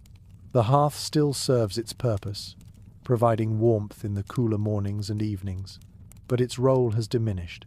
The warmth of the earth, the sun, and the growing plants have shifted the focus of the home. The door is open more often now, allowing fresh air to flow through the house. The peasants no longer need to huddle around the fire for warmth. Instead, they gather outside, enjoying the sunlight, the warmth of the earth beneath their feet, and the joy of the season's first fruits. You can see how the peasants embrace the season, how their faces seem to lift as the land transforms before them. They move from field to barn, from garden to home, all the while working together, side by side. There is something comforting about the way they work. It's not hurried or anxious. They know that they can't rush nature, that the plants will grow at their own pace, that the earth will give when it's ready. They simply continue, steady and patient, tending to the land that has always provided for them. As the peasants work, the sounds of the village seem to carry a new energy. The chatter of the children, who now spend their days running through the fields, the hum of voices as families gather to eat, the rhythmic sound of tools being used, all of it fills the air, blending together into a steady background of life. The village, once quiet and isolated during the cold months, is now alive with sound, with motion, with the energy of new growth. The fire in the hearth, though still burning, now feels like a soft, quiet presence, a reminder of the months they've survived. It's still important, but it's no longer the centerpiece of their lives. Historians often look at the change in rhythm from winter to spring and consider it a time of renewal, a time when the village shifts from survival to flourishing. It's in these months that the peasants begin to reap the benefits of their hard work, when the land rewards their patience with the first fruits of the season. The shift from the desperate, intense labor of winter to the more relaxed but no less vital work of spring marks a turning point in the year. It's when the peasants can see that their efforts have not been in vain. The harvest is still far off, but for now, the joy of seeing their crops begin to grow fills their hearts with a deep sense of pride. The sense of accomplishment in the village is palpable. You can see it in the way the peasants talk about the land, the pride they take in their work. It's not boastful, but it is deeply felt. These people, who have lived through the harshest winters, and who know better than anyone the fragile nature of survival, now stand in the warmth of spring, with the first signs of the coming abundance all around them. They have endured. And in this quiet, slow-moving season, they are beginning to see the rewards of that endurance. But even as the season shifts, there's still work to be done. The peasants know that this time of year, though filled with promise, is also full of risks. The early crops are delicate, and the weather can still turn on them. A late frost could ruin their hard work. A sudden storm could wash away the seeds they've planted. The work of tending to the land is never done, and they are always vigilant. But the vigilance now is tempered with the quiet knowledge that they are not alone in this work. They have the support of one another, of their community, of their shared labor and dreams for the future. The land may be unpredictable, but together they can endure whatever challenges it brings. You watch as families come together to share meals outside, the sunlight casting a golden glow over everything. There's a quiet joy in the air, a celebration of the work that has been done and the work still to come. The fire burns in the hearth, but now, It's a soft, steady presence, reminding them of the warmth they've relied on through the winter. The land is now their focus, and the hope of the harvest fills the air. They have endured the hardest part. Now, they work together, quietly, steadily, with the knowledge that the land will provide if they continue their labor with patience and care. The village may seem small, but in its quiet resilience, it holds the power to survive and thrive. The seasons continue to turn, each one bringing its own challenges, its own gifts. The peasants understand that survival is never guaranteed, but they also understand the importance of hope, of community, and of living in rhythm with the land. They have learned that survival is not about rushing through life, but about enduring it, step by step, day by day, season by season.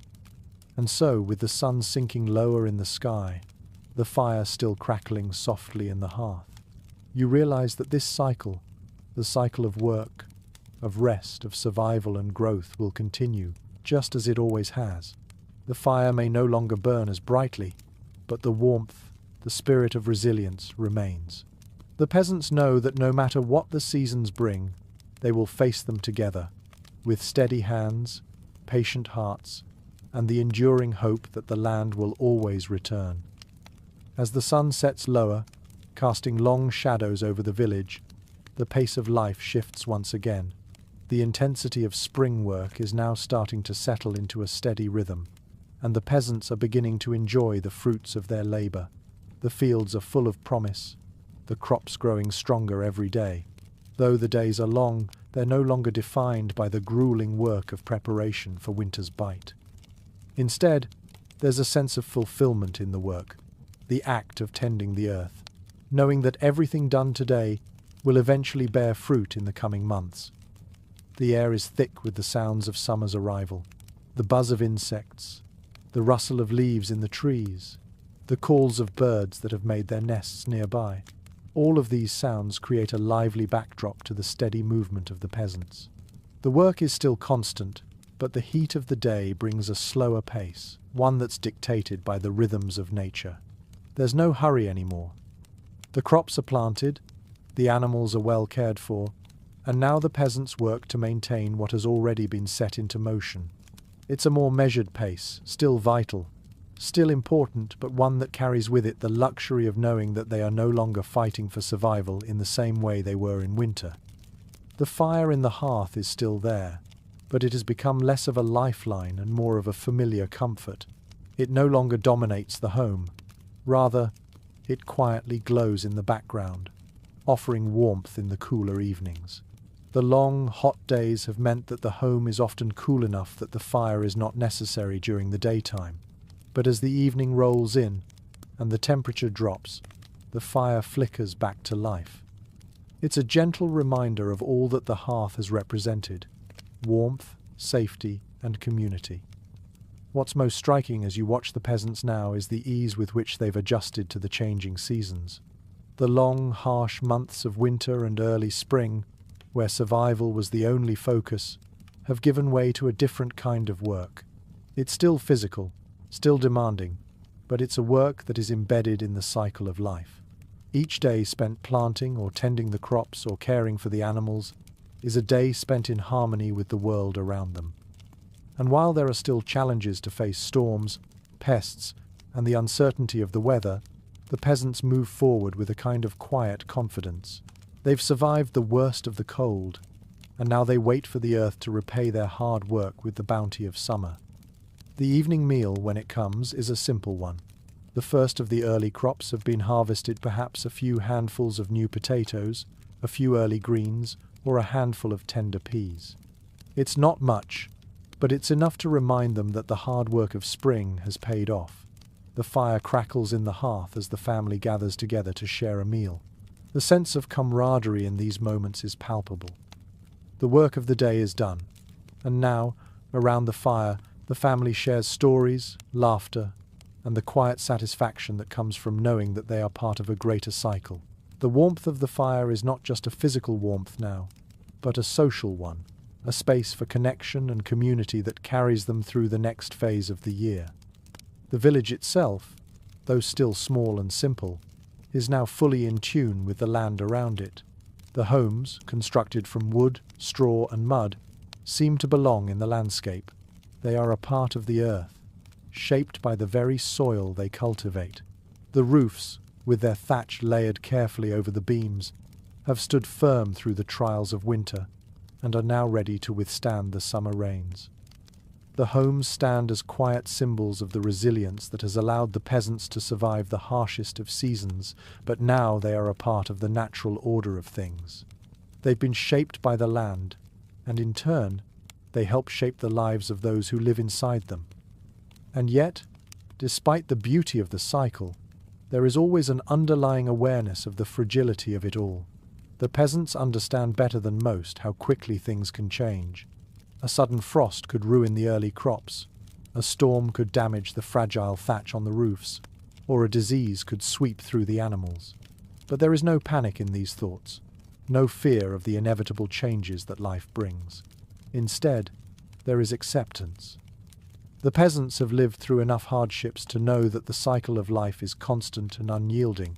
They know that after every winter, spring will return. After every storm, there will be sunshine. After every hardship, there will be a time to rest. It's a rhythm they have learned to dance to, a rhythm that continues, steady and unbroken. Historians still discuss the impact of such cyclical rhythms on medieval peasant communities. Some argue that it was this connection to the land, this understanding of the seasons, that provided the peasants with a sense of stability.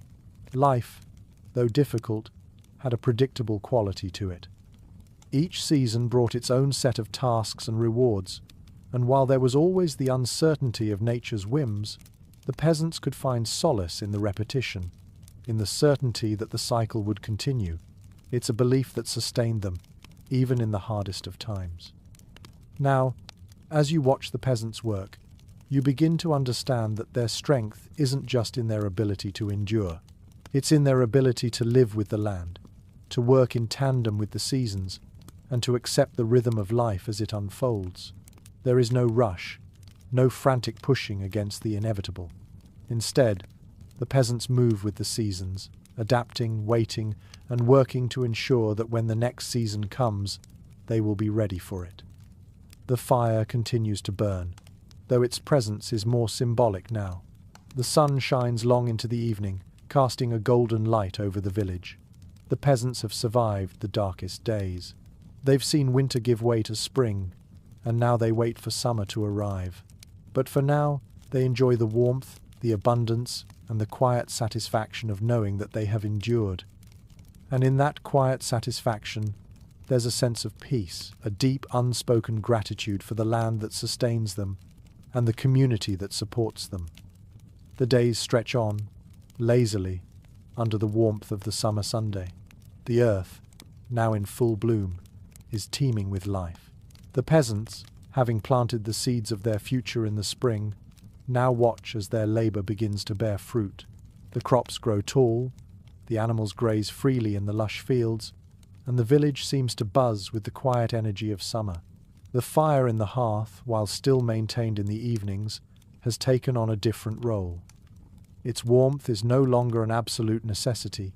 Instead, it becomes a gentle comfort, a presence in the evening to ward off the cooler nights. You watch the peasants as they move between fields, barnyards, and homes, each step more measured now. They are accustomed to the rhythm of the land, familiar with the pace of life that the seasons dictate. The work is still there, always there, but it is now a work of cultivation. There is no longer the frantic rush to prepare for winter's bite. Instead, it's the steady, purposeful work of tending, of waiting, of guiding the earth's bounty into its full glory. The peasants don't rush their work. They simply observe, nurture, and care for what has been sown. There's a quiet beauty in the way the peasants go about their tasks. Their movements are efficient, purposeful, but not hurried. They've spent years, lifetimes, mastering this work. The sowing, the tending, the harvesting, it's as natural to them as breathing. The land is their companion, and they have learned to work with it, not against it. The The soil that they once fought to prepare in the cold of winter now yields effortlessly, like an old friend offering its hand.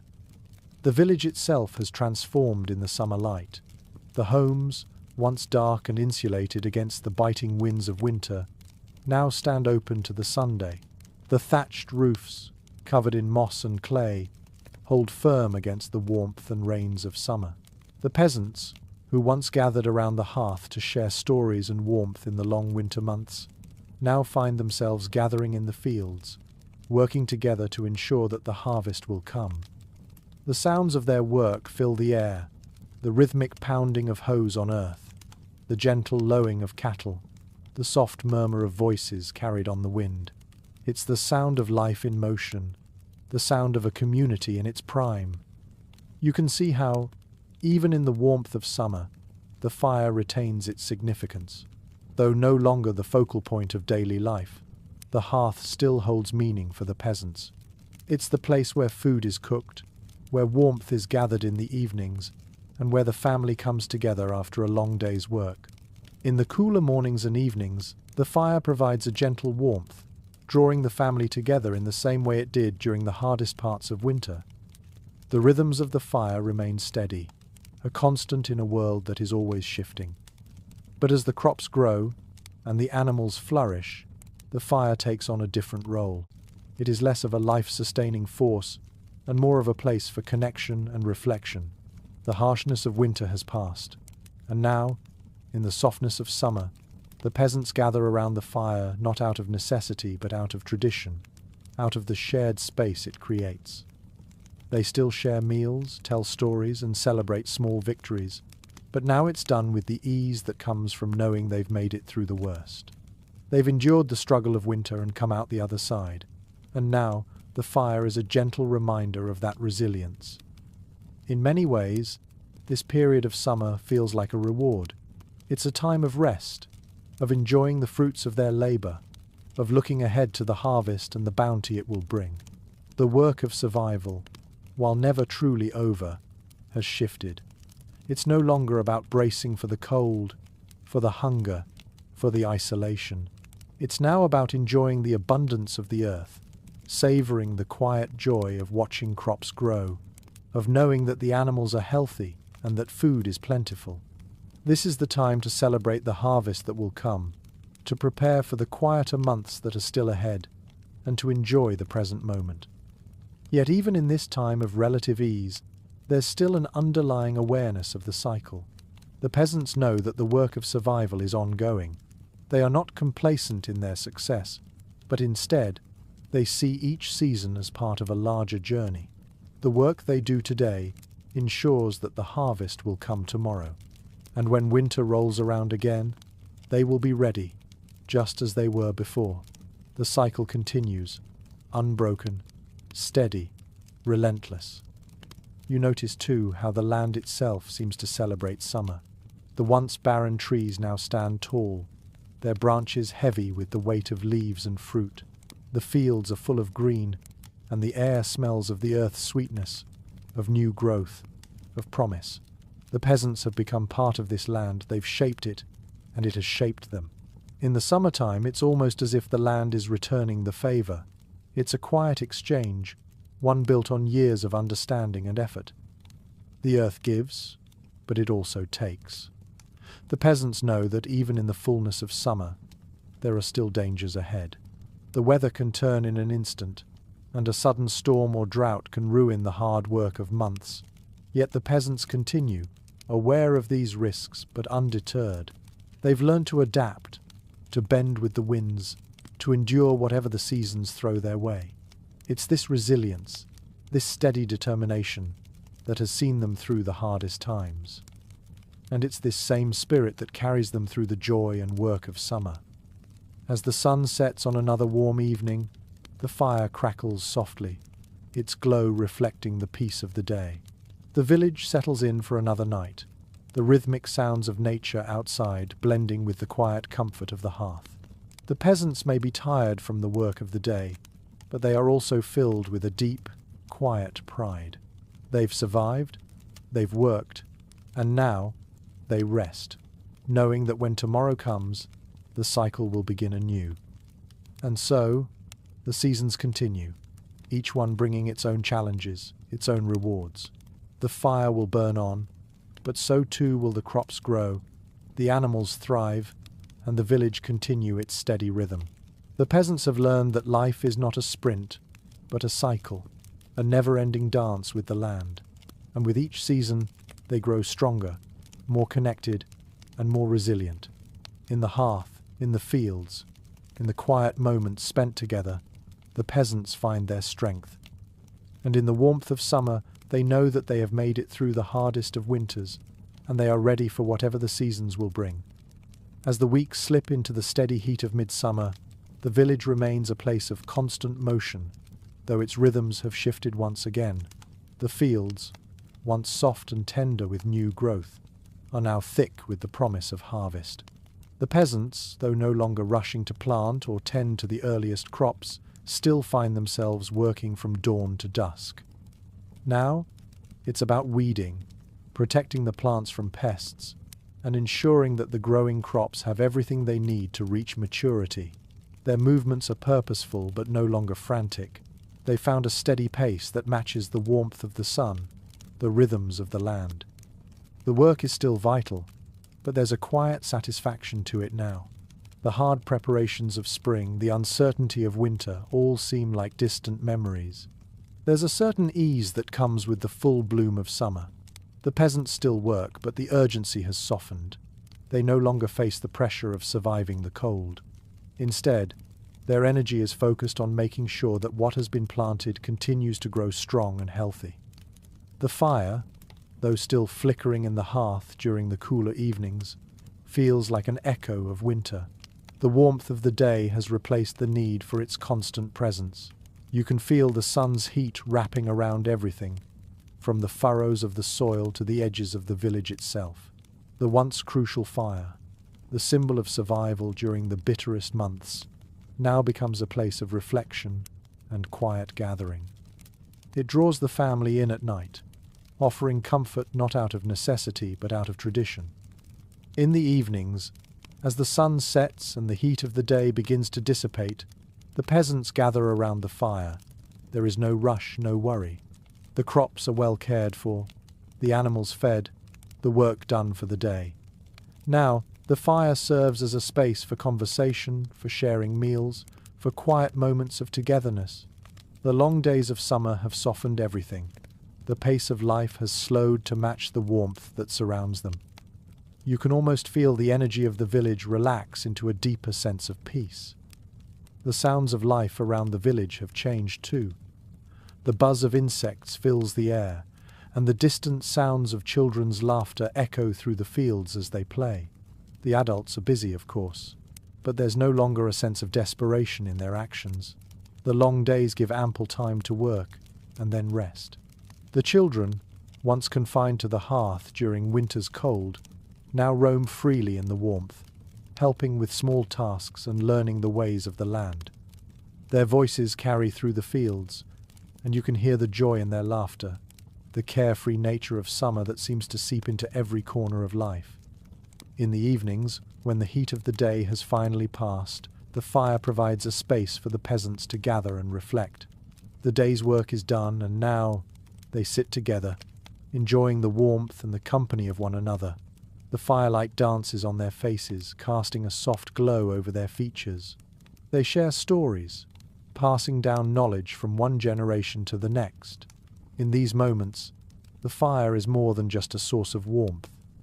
It is a symbol of the community, the shared history that binds them together. It is a reminder of how far they have come, how much they have endured, and how much they have accomplished together. The rhythms of summer are not just about the work of the fields, they are about the quiet satisfaction of seeing the earth come to life. The peasants look out over the fields, watching as their efforts begin to take root.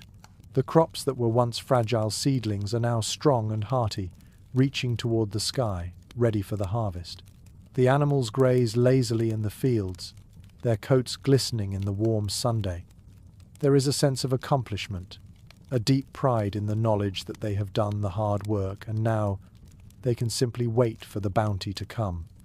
Historians often speak of the resilience of medieval peasants, not just in their ability to survive the harshness of winter, but in their ability to endure the long, unrelenting cycle of labor that the seasons demanded. It wasn't just about getting through the cold months. It was about living with the seasons, adapting to the rhythm of the earth. The peasants knew that their survival depended on the land and the labor they put into it. Each season brought its own set of challenges, but with each passing season, they grew stronger, more connected to the land they worked. As you watch the peasants work, it's hard not to feel a sense of admiration for them. Their strength lies not just in their ability to endure hardship, but in their ability to live in harmony with the land. They've learned to work with nature, to understand its rhythms, and to adapt their lives to the cycles it demands.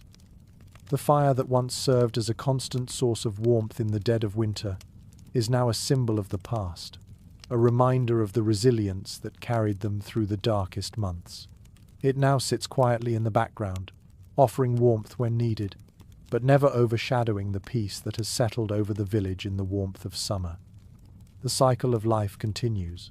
The peasants will continue their work, tending to the fields, watching over the crops, and preparing for the harvest. But for now, they can rest. The worst of the work is behind them, and they can savor the calm, the joy, and the warmth of summer. They know that the work will continue, that the seasons will change once again, but for now they are content. They have survived, they have thrived, and they are ready for whatever comes next. As the fire crackles softly in the hearth, the village settles into the warmth of the summer evening. The rhythm of life, slow and steady, continues. The peasants have found their balance, and they know that, no matter what the future holds, they will continue to live in harmony with the land. And in the quiet comfort of the firelight, they know that, as long as they remain connected to the earth, they will continue to endure, to thrive, and to survive, season after season.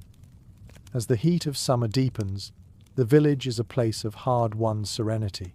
The crops are now well on their way, the green fields are filled with promise, and the air is thick with the scents of ripening fruit and the fresh, earthy aroma of the soil.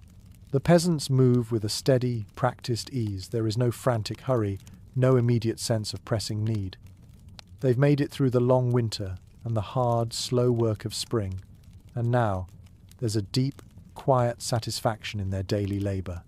The worst of the work is behind them, and the knowledge that their efforts are starting to pay off hangs in the warm summer air. The fire, though still a constant presence, is no longer the symbol of survival that it once was. It is now a reminder of the past, of the long, cold months that have given way to this time of growth and abundance. The hearth still glows in the evenings, but its warmth is a comfort, not a necessity. The days are long, the sun lingers late into the evening, and the air is thick with the sound of insects, birds, and the rustle of leaves. The firelight in the evening is a quiet echo of the strength and endurance the peasants have shown in the past months.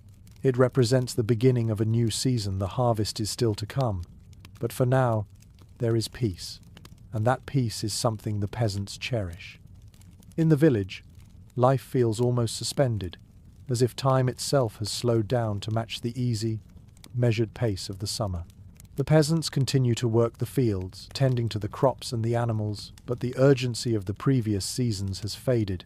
There's a tranquility to the work now. Each task seems almost meditative in its repetition. Watering the crops, checking the fences, gathering the fruits and vegetables that are already starting to ripen, it all carries with it the promise of what is to come. The days flow into one another, a seamless thread of work and rest, of labor and reward. You notice too the change in the villagers. The long winter has passed, and the spring's hard work is now being rewarded with the peaceful joys of summer. The peasants are no longer confined to their homes, nor are they laboring in the fields from dawn till dusk, preparing for the uncertainty of winter. Now, their work is less about survival and more about cultivation, both of the earth and of themselves. The children, who spent so many cold months bundled up near the fire, now run freely in the open air. their faces flushed with the joy of being able to roam, to play, to experience the world without the weight of the cold pressing down on them. They've learned how to work, but they've also learned how to celebrate, how to take in the fullness of the world around them. The adults too move with a new sense of ease. The early months of the year were filled with tension and concern over the fire, over food, over surviving the long, cold months. But now, that tension has shifted into something different. It's still a quiet vigilance, but it's a vigilance of hope. The crops are growing, the animals are thriving, and the harvest, though still a little way off, feels close enough to touch. There's a shift in the air, a palpable sense of anticipation mixed with the tranquility of summer. The peasants don't rush. They understand that everything has its time. They've worked hard to get here, and now they work with the land, not against it. They wait, but they wait with patience, with an understanding that what they've planted will soon bear fruit. The fire, though no longer the center of their lives, still plays a key role in the daily rhythm. It serves as a place for gathering, for reflection, for moments of quiet togetherness at the end of the day. The long evenings are filled with stories shared around the hearth, with food prepared and eaten in the soft glow of the firelight. These moments are simple, yet profound. The fire, like the hearth, has become a symbol of the village's enduring connection to one another. It's a space where the work of the day is acknowledged, where the weight of the seasons is felt in the silence that settles over the room.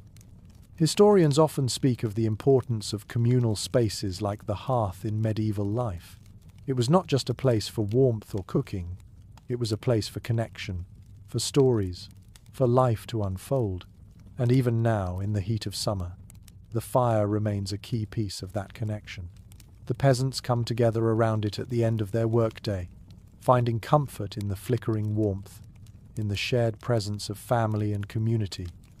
It is here, in these moments, that they find peace after the intensity of the seasons. The fire is not just a tool, it is a bridge between past and present, a constant in a world of changing rhythms. As you watch the village settle into the slow, steady flow of summer, you're struck by how much has changed. The harshness of winter feels far away, replaced by the abundance of the present. The fields are full of crops, the barns full of animals, the homes full of life. The peasants have worked hard to get here, but now they enjoy the peace that comes with a job well done. The fire still burns in the hearth, but now it is a comfort, a connection to the past, a reminder of the seasons that have passed. You can't help but feel a deep sense of respect for the way these people live. They've endured so much winter's cold, the work of planting, the uncertainty of each season, but they've also thrived. They've learned to work with the land, to respect its rhythms, to live in harmony with it. The fire, the hearth, the fields all are part of this cycle, part of the rhythm of life. And as the sun sets on another summer day, you realize that the peasants' greatest strength lies in their ability to live with the seasons, to accept the ebb and flow of life, and to endure whatever comes next, with patience and hope. The summer deepens, and with it, the village settles further into its familiar rhythm. The days seem to stretch on forever, long and warm, filled with the quiet work of tending to the crops, the animals, and the small daily tasks that fill the hours. There is still work to be done, but the urgency has passed. The peasants move with purpose, but their pace has slowed, aligned with the sun that now lingers high in the sky. The heat of the day comes with a kind of comfort. The warmth that once felt oppressive is now a familiar presence, something that signifies life rather than struggle. There is peace in the air, a soft, steady contentment that permeates the village. The fire, though it still burns in the evenings, has now taken on a different character. It no longer represents the struggle against the cold or the need to gather warmth. Instead, it is a companion in the coolness of night, a steady flicker of light in the quiet of the evening. As the last rays of the sun dip below the horizon, the hearth comes alive once more. The fire's glow casts long shadows across the room, painting the walls with warmth and comfort. The villagers, though they've spent their days in the fields or tending to the animals, now gather around the fire. It's a time for family, for quiet moments of rest after a long day. The rhythm of work and rest has become second nature, the ebb and flow of summer life that balances effort with relaxation. The meal is simple, as it always is in these times. There's no need for elaborate preparation. The abundance of summer brings a certain ease to the table. Fresh vegetables, perhaps a few early fruits, and the fruits of the animals they've tended to, are shared freely among the family. There is a joy in these moments, not because of the richness of the meal, but because of the effort it took to get here. The fire that crackles in the hearth, the warmth that spreads through the room, feels like a reward for the work that has come before. As you watch the peasants, you notice the small, almost imperceptible changes in their demeanor. The hard work of planting, of preparing for the winter, is behind them now. They've made it through the hardest of the seasons, and now, in the quiet of summer, they are able to enjoy the fruit of their labor. Their faces are softer, more relaxed, as though they can finally breathe, finally take a moment to appreciate the peace that comes with the height of the season. They sit together, sharing stories, laughing, and simply being together, grateful for the simple joys of life. The sound of the fire is a constant in the background. The soft crackle of wood, the occasional pop, the warmth that spreads from the hearth. It is a sound that has become familiar, that signals both an end to the day and a beginning of rest. There is something timeless about it. The fire, though no longer a necessity for survival, remains a part of the rhythm of life. It is where families gather, where stories are shared, where the connection to the past and the future are felt most acutely. It is a space where the work of the day is acknowledged, but also set aside, where the weight of the seasons is momentarily lifted. The village, too, seems to be in sync with the seasons. The houses, once closed tightly against the winter cold, are now open, windows thrown wide to let the warmth and light of the sun in. The once stifling air is now alive with the sound of life children running through the fields, animals grazing peacefully, the steady hum of activity that fills the village with a sense of purpose and ease.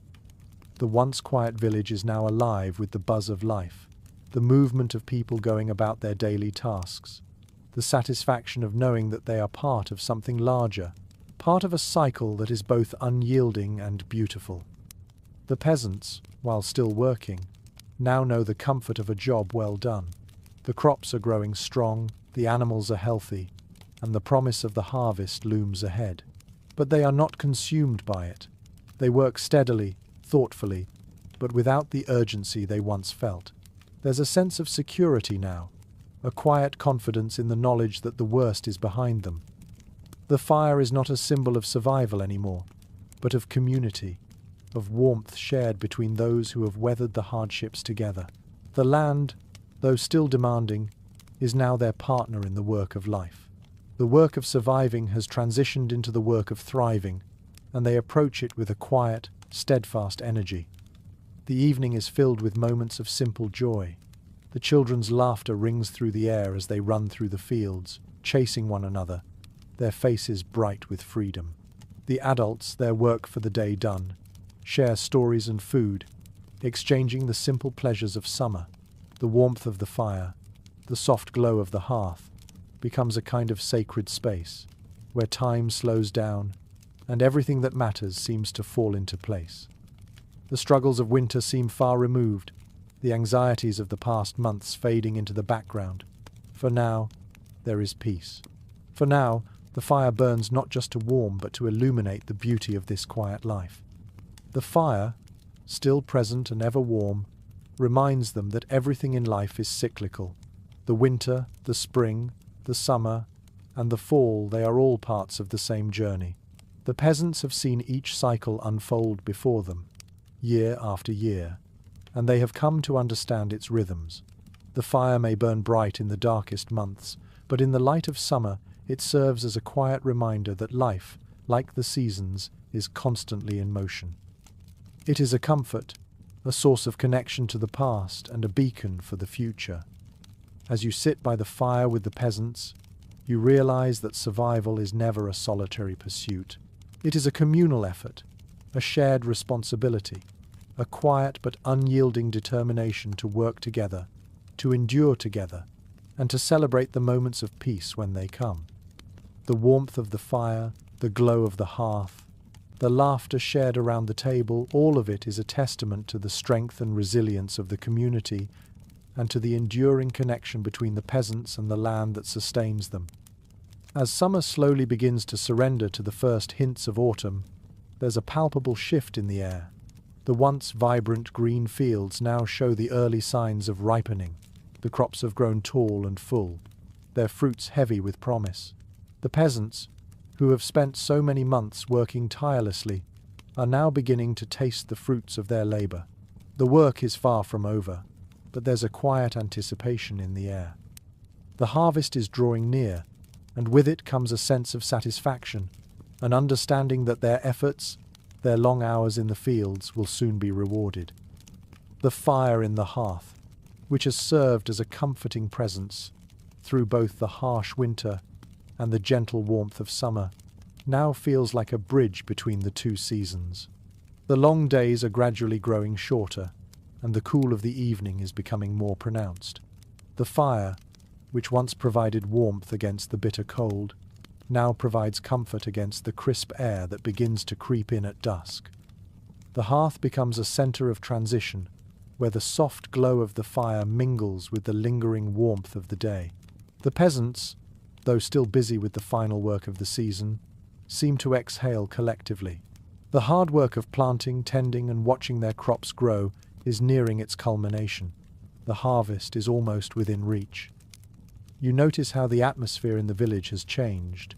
There's a sense of camaraderie that wasn't there before, people working together, not just out of necessity, but in a shared effort to see the harvest through. The long summer has allowed them to rebuild the relationships that were stretched thin by the isolation of winter. Now, there's a sense of collective effort in the air. The work of the fields is no longer an individual task, it's a communal one. Everyone plays a part in ensuring that the harvest will come, that the work will be completed together. It's this collective effort, this unspoken bond between neighbors, that holds the village together. The fire, as it flickers in the evening, is a symbol of this unity. It is the place where the work of the day is acknowledged, where the labor of the field is celebrated, and where the first fruits of the harvest are shared. The fire burns low, its warmth still felt in the cool evening air, but it no longer demands the same attention it once did.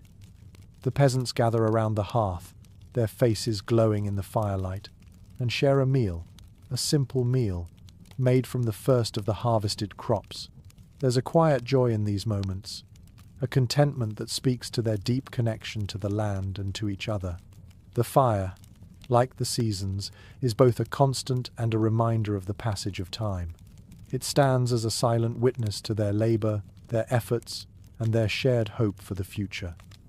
As you sit with the peasants around the fire, you realize how much of their lives is woven into the rhythm of the seasons.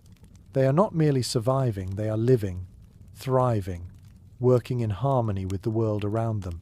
The fire, the hearth, the crops, the animals, they are all interconnected in a way that speaks to the balance of life itself.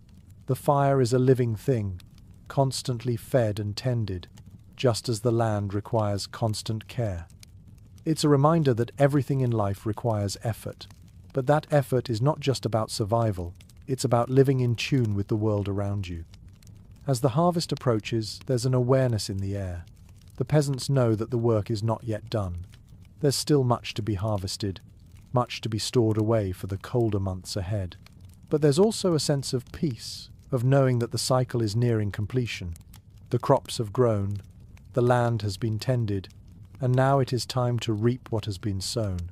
The fire in the hearth flickers softly, a steady presence in the evening that mirrors the rhythm of life itself.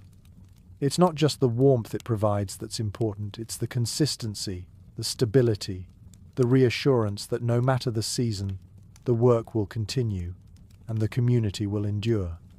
Historians often speak of the deep connection between medieval peasants and the land they worked. It wasn't just a matter of necessity, it was a relationship that defined their very existence. The peasants knew that their survival was tied to the cycles of nature, to the rhythms of the earth. And in the changing of the seasons, from the bitter cold of winter to the warmth of summer and back again, they learned to live with nature, to adapt to its challenges, and to thrive within its rhythms. The fire, in many ways, is a symbol of that connection, a living, breathing part of their lives that sustains them through the harshest seasons and provides comfort in the gentler ones. As the first fruits of the harvest begin to fill the tables, there's a quiet celebration in the village. The fire is stoked, the meal is shared, and the community comes together to acknowledge the hard work that has brought them here. The crops are not yet fully gathered, but the first taste of the harvest is a reminder of the journey they've all taken together. It is a time to rest, to reflect, and to appreciate the work that has been done, knowing that the full reward of their labor is still to come. And so, as the sun sets on another day, the fire continues to burn in the hearth, its glow a reminder of the past and a beacon for the future. The peasants gather around it, sharing in the warmth, in the food, and in the quiet satisfaction of knowing that they have done what they set out to do.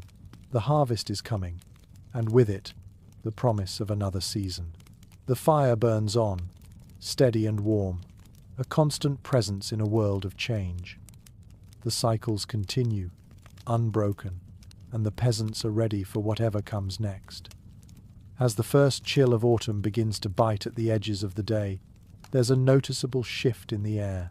The village, which had once felt like it was bursting with the energy of summer, now moves with a quieter rhythm. The harvest is near completion, and with it, there comes a palpable sense of satisfaction. The work of the past months, the planting, the tending, and the careful nurturing of the land is now being rewarded. The crops are ripe, and the barns are filling with the fruits of their labor. The days are still long, but the evenings have grown shorter, the shadows growing longer as the sun sets earlier. There is a gentle turning inward as the village prepares for the coming winter months. The fire in the hearth has now become more than just a comforting presence. It's a necessity. The air is crisper, and the warmth of the fire feels like a welcome companion.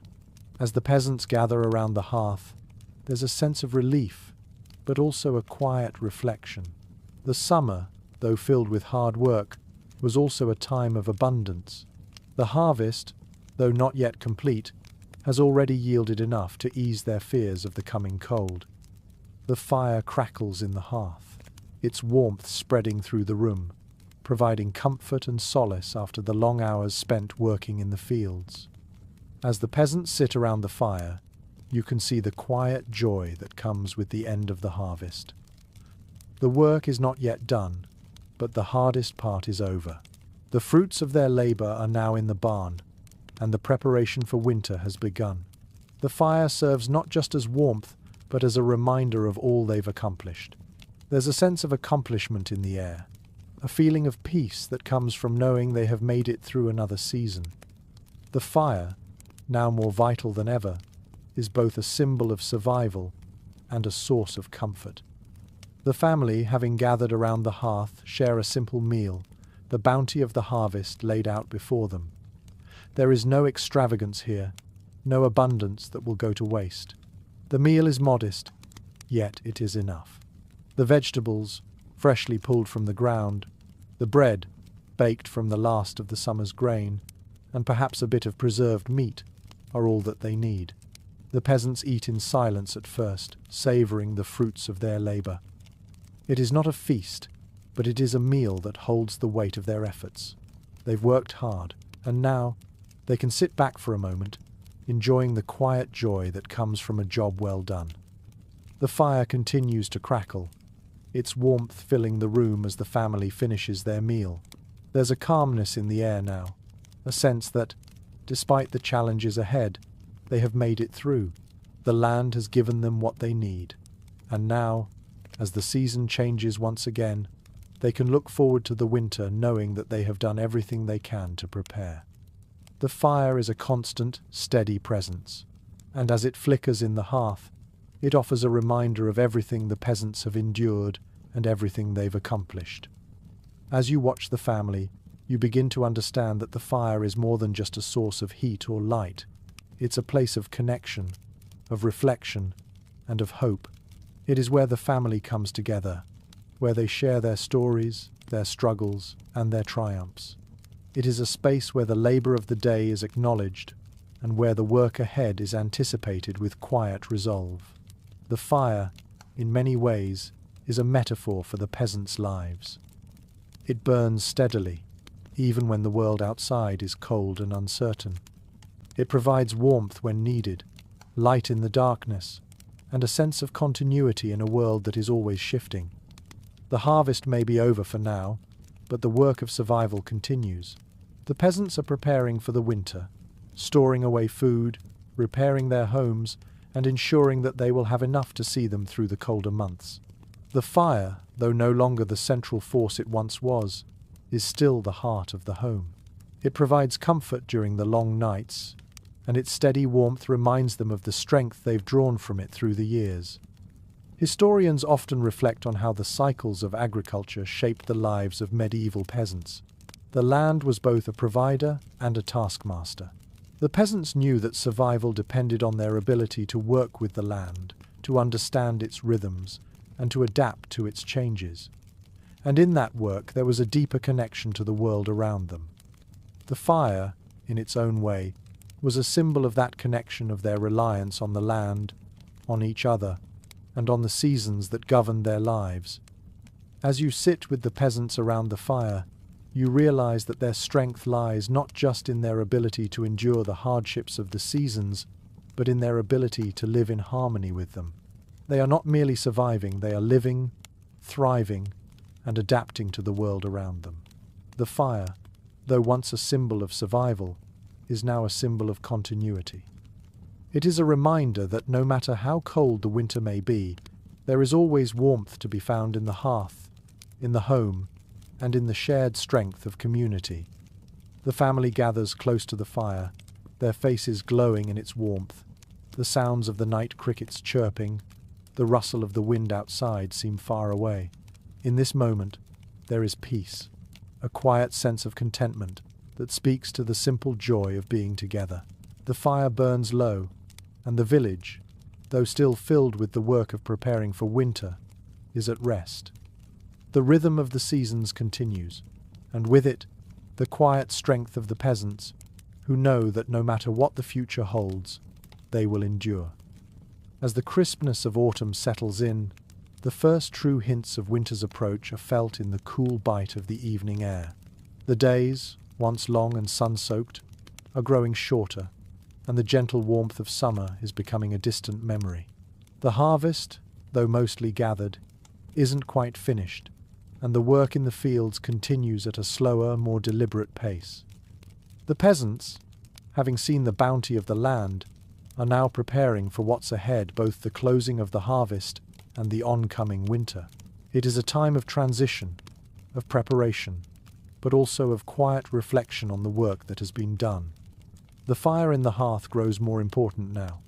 Though the warmth of the late summer sun lingers in the early afternoons, it fades quickly as the evenings close in.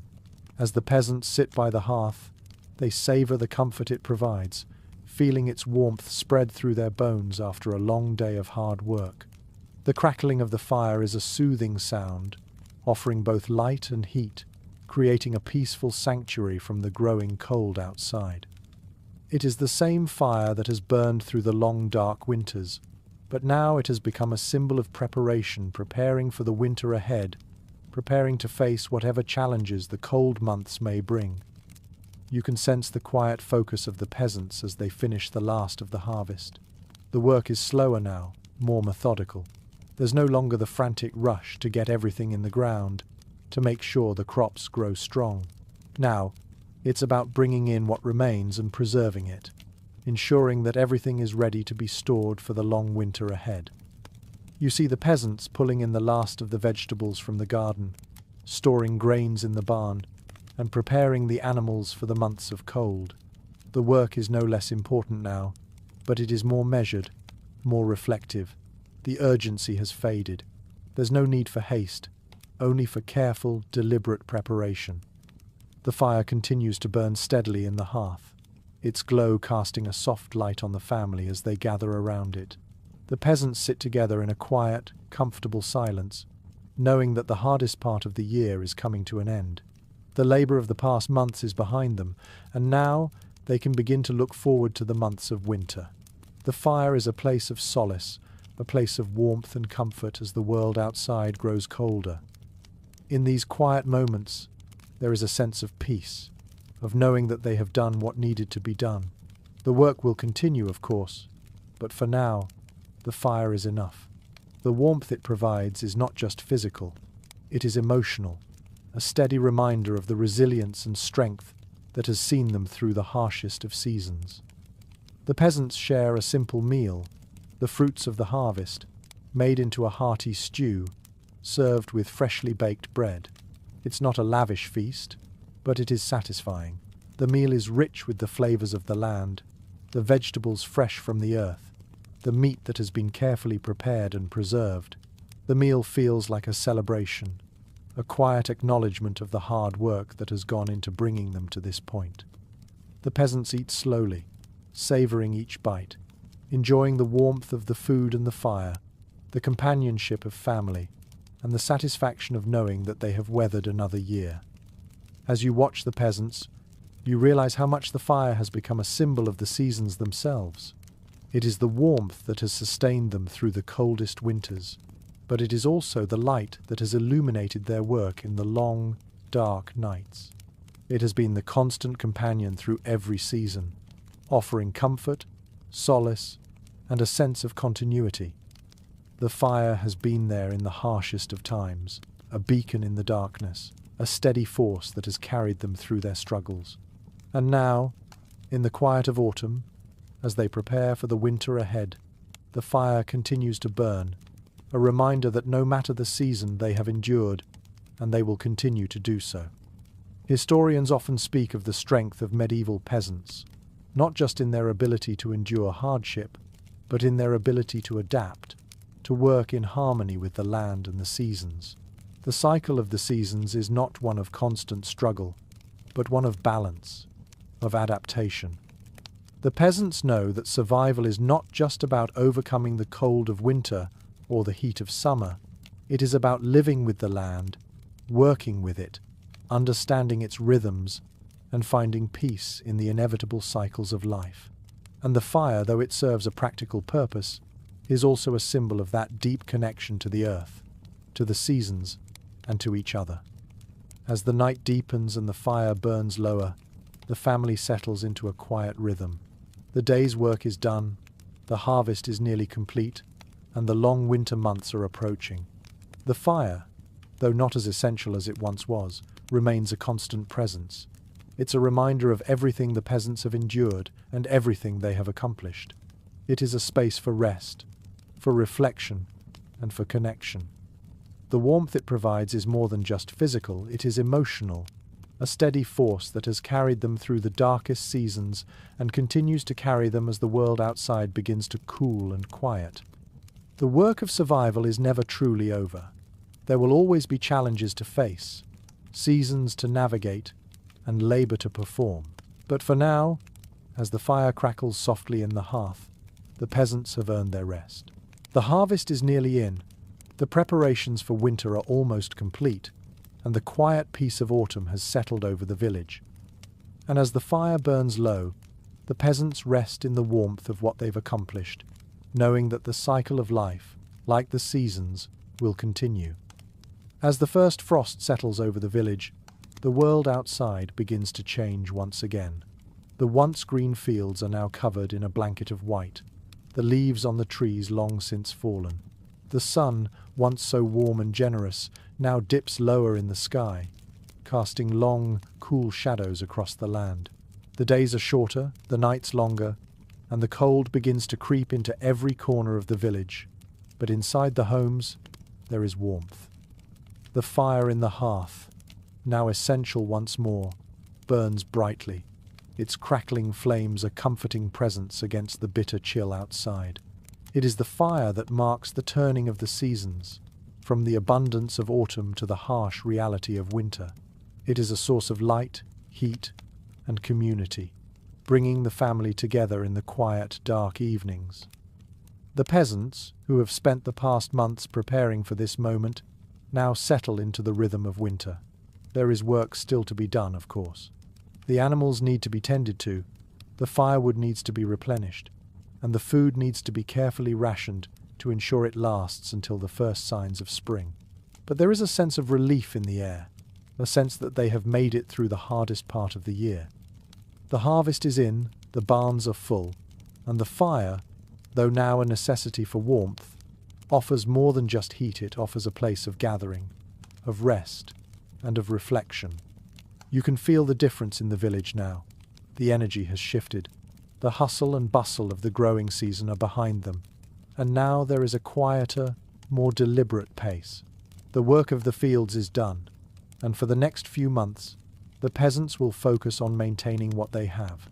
The rhythm of life, though still defined by labor, is now slower, more reflective. The peasants move with a calm efficiency, tending to their animals, checking their stores, ensuring that everything is in order for the months ahead. It's not that the work has stopped, it has simply shifted. It is a time of preparation and preservation, a time to settle into the quiet, introspective months of winter. The fire in the hearth, always a constant in the peasant home, now takes on a new significance.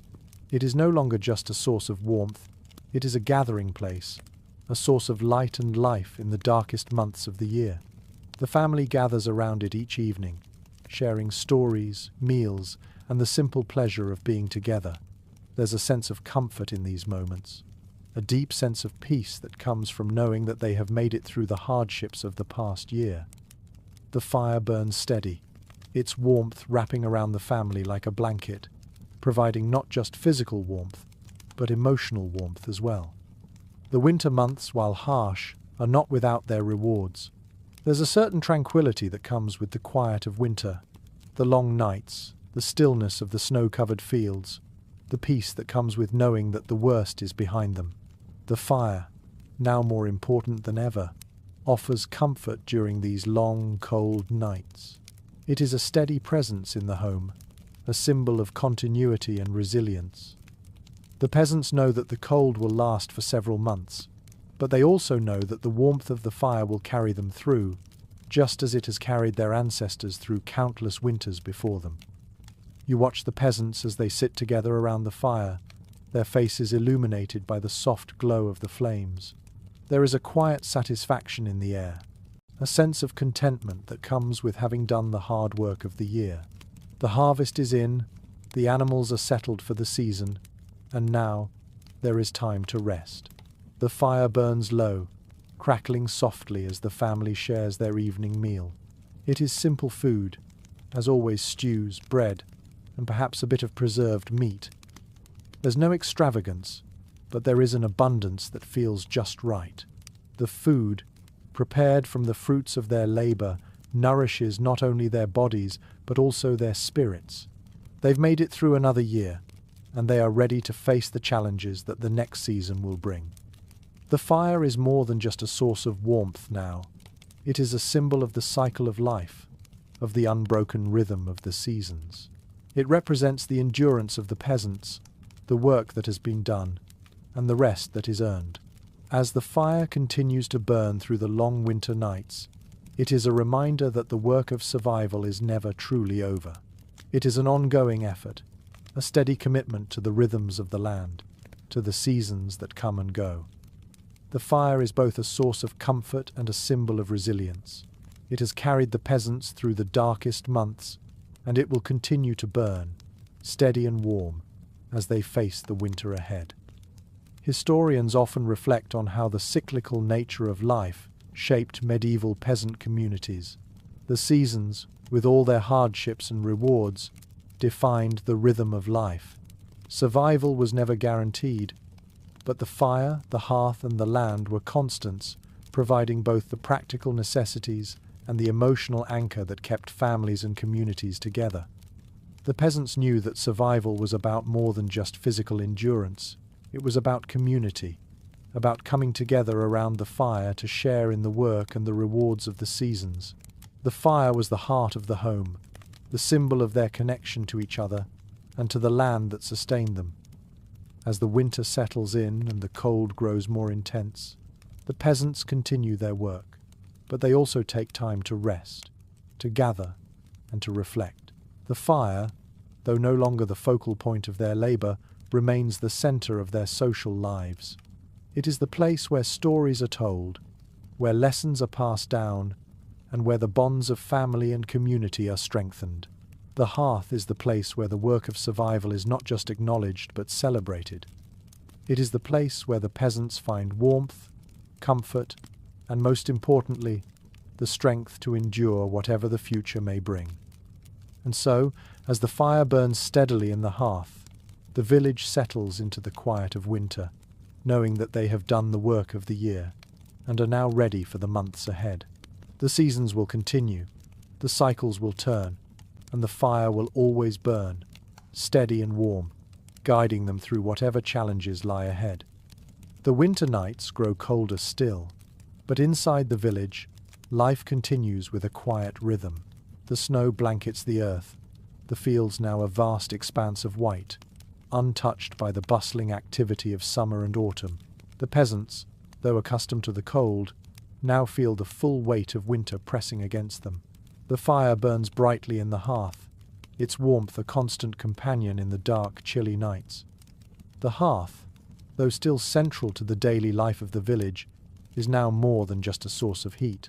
It becomes a place of refuge, a comforting presence during the stillness of winter, where families huddle together, share stories, and seek warmth from the cold that seems to permeate everything outside. As the peasants gather around the fire, you notice how the once frenzied energy of the harvest has faded. The urgency of the growing season has been replaced with a slower, more contemplative pace. The work is still there, but it's the kind of work that matches the rhythm of winter, slow, steady, and focused on preservation. The animals are cared for, the food is rationed carefully, and the homes are maintained to ensure that they will withstand the cold. There is no rush now, no frantic need to plant or harvest. Instead, the peasants settle into the quiet of winter, where every small task is done with the understanding that it is part of the larger cycle of survival. The fire in the hearth continues to burn, steady and unwavering, much like the efforts of the peasants themselves. The meal, like so many of the winter meals, is simple but nourishing. The peasants eat in silence, savouring the warmth of the food, the comfort of the fire, and the presence of one another. There are no lavish feasts during these months, just hearty stews, thick bread, and preserved meat. Yet, there's something profoundly satisfying about the simplicity of it. Each bite is a reminder of the work that has gone into preserving the food, of the long hours spent storing away enough to survive the winter. It is food earned through hard labour, and it carries with it a deep sense of gratitude for what the land has given. The fire crackles, casting its soft glow over the room as the peasants settle in for the evening. There is a peacefulness in the air, a calmness that comes from knowing that they have made it through another year. The fire provides not just warmth, but also light a beacon in the long, dark nights of winter.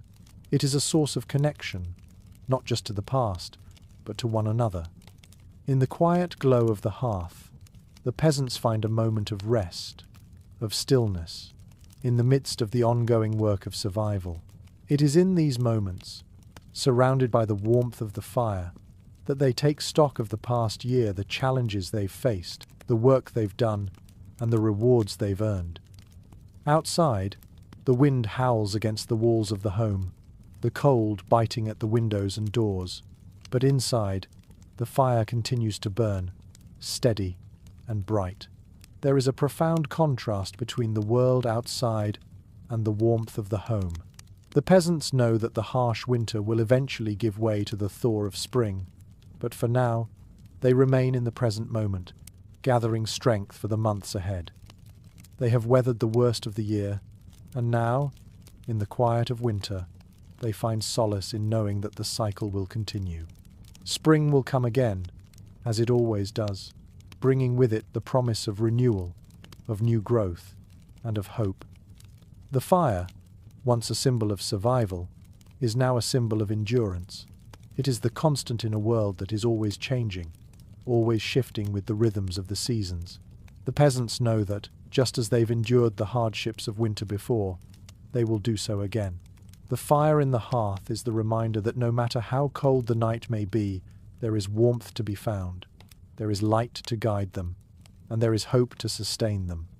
Historians often comment on the resilience of medieval peasants, noting how much of their lives were defined by the cyclical nature of the seasons. The winter, though harsh, was not a time of despair. Instead, it was a time of quiet strength, of endurance, and of preparation for the spring that would follow. The peasants knew that each season brought its own set of challenges, but they also knew that survival depended on their ability to adapt and to persist. The fire, ever burning, became both a literal and symbolic representation of that resilience. It was the light in the dark, the warmth in the cold, and the reminder that, despite the hardships they faced, they were always moving forward, always enduring, always connected to the land and to each other. As the fire continues to burn softly in the hearth, the peasants settle into the warmth it provides. The cold wind may howl outside, but inside, they are secure. The quiet stillness of winter settles over the village, and the peasants, in their peaceful endurance, know that they are part of a larger cycle. The fire will burn through the long nights, the seasons will continue to shift, and life, in its constant rhythm, will go on. For now, they rest, knowing that whatever challenges lie ahead, they will face them together, as they always have. The cold winds of winter continue to blow fiercely outside, but inside the homes, life moves at its own quiet, measured pace. The fire in the hearth crackles steadily, its warmth filling the room, providing not only the physical heat needed to ward off the biting chill, but also the emotional comfort of knowing that survival has been achieved. The rhythm of winter, though demanding in its own way, has settled into a predictable pattern. The work is no longer frantic. Instead, it is about maintenance, about ensuring that what was planted and harvested will last until the return of spring. The peasants move with a quiet efficiency, tending to their animals, checking the stores of food, and preparing for what lies ahead. The nights grow longer, the days shorter, but there is a calmness in the air that wasn't present before. The work of the year is nearly done, and now the peasants can rest, knowing they have prepared as best as they could. The fire continues to burn in the hearth, a constant reminder of the strength it has provided during the coldest months. It is more than just a source of warmth now. It is a place of gathering, a source of light, a steady presence during the darkest part of the year. The peasants sit together in its glow, sharing quiet moments of reflection, talking softly about the year gone by and the one yet to come. In these moments of stillness, you can almost feel the weight of the past year lifting. The hard work of the growing season, the frantic race to prepare for winter, has passed. Now is a time for introspection, a time to appreciate the comfort of the present and to prepare for the future. The peasants know that the cold will eventually give way to the warmth of spring, that the cycle will continue, and that they will once again find themselves working the land, preparing for the harvest. But for now, they savor the quiet peace that winter brings. The fire is the heart of the home, a constant companion in these long, cold nights. As the wind howls outside, the fire crackles in the hearth, casting a soft, dancing glow across the room. The flames flicker and rise, providing not only warmth, but light guiding the peasants through the darkness, both literal and figurative. It is in these moments, as they sit together around the hearth, that they can reflect on what they've endured. The fire, though simple in its purpose, is a symbol of all they have survived of the harsh winters, the demanding work, and the seasons that have come and gone. The meal, like so many in winter, is simple but nourishing, a hearty stew, made from the preserved meats and vegetables of the harvest, fills the air with a rich aroma. The peasants eat slowly, savoring each bite, the food warmed by the fire and the comfort it provides. There is no need for excess. The meal is enough. It is more than just sustenance. It is a reflection of everything they've worked for, everything they've endured to reach this point. The fire in the hearth, the warmth of the meal, the company of family, all are part of the quiet contentment that fills the room. The peasants, though still vigilant, are now in a phase of waiting. They wait for the thaw that will bring with it the first signs of spring. They wait for the longer days, for the return of the sun, for the work of the fields to begin again. But for now, they rest. They rest in the knowledge that they have prepared well, that the harvest is safely stored, and that they have enough to last them through the winter. The fire continues to burn, steady and unwavering, a reminder that no matter how cold or dark the world outside may be, they are safe, they are warm, and they are together. Historians often speak of the deep connection medieval peasants had to their homes and their land. Their homes were not just shelters from the cold, they were sanctuaries, places where families came together, where traditions were passed down, and where the cycles of the seasons were lived out. The fire, central to this life, was a constant presence. It was the center of the home, the heart that kept everything running, that provided warmth in the coldest months and light in the darkest hours. The hearth was not just a source of heat, it was a place of connection, a place where families came together to share not only meals but stories, laughter, and the comfort of knowing that they had endured another year together. And as the fire burns low, casting a soft glow across the room, there is a sense of quiet peace. The peasants know that the cold will eventually give way to warmth, that the cycles of the seasons will continue, and that they will once again be called to work the land, to plant, to grow, and to harvest. But for now, they take solace in the present moment. The fire, though slowly fading, continues to burn, a symbol of their resilience, their endurance, and the quiet strength that has carried them through the harshest of winters. The hearth, the fire, the warmth, it all remains, a constant reminder of what has been accomplished, what has been endured, and what is yet to come. And as the fire burns lower, the peasants settle in for another night, knowing that they are not alone, that they have each other, and that no matter how long the winter may be, the warmth of the fire will always carry them through. The wind continues to howl outside, its cold fingers pressing against the walls of the homes, but inside the village, the fires burn steadily. The long winter nights stretch out, each one similar to the last, still, quiet and reflective. The peasants continue their work, though it has slowed in the chill. The focus now is on maintaining what has been stored, ensuring that there is enough food, fuel, and warmth to last until the first signs of spring. There is no frantic urgency, no need for preparation. It is a time for tending, for patience, for waiting for the inevitable return of the Sunday.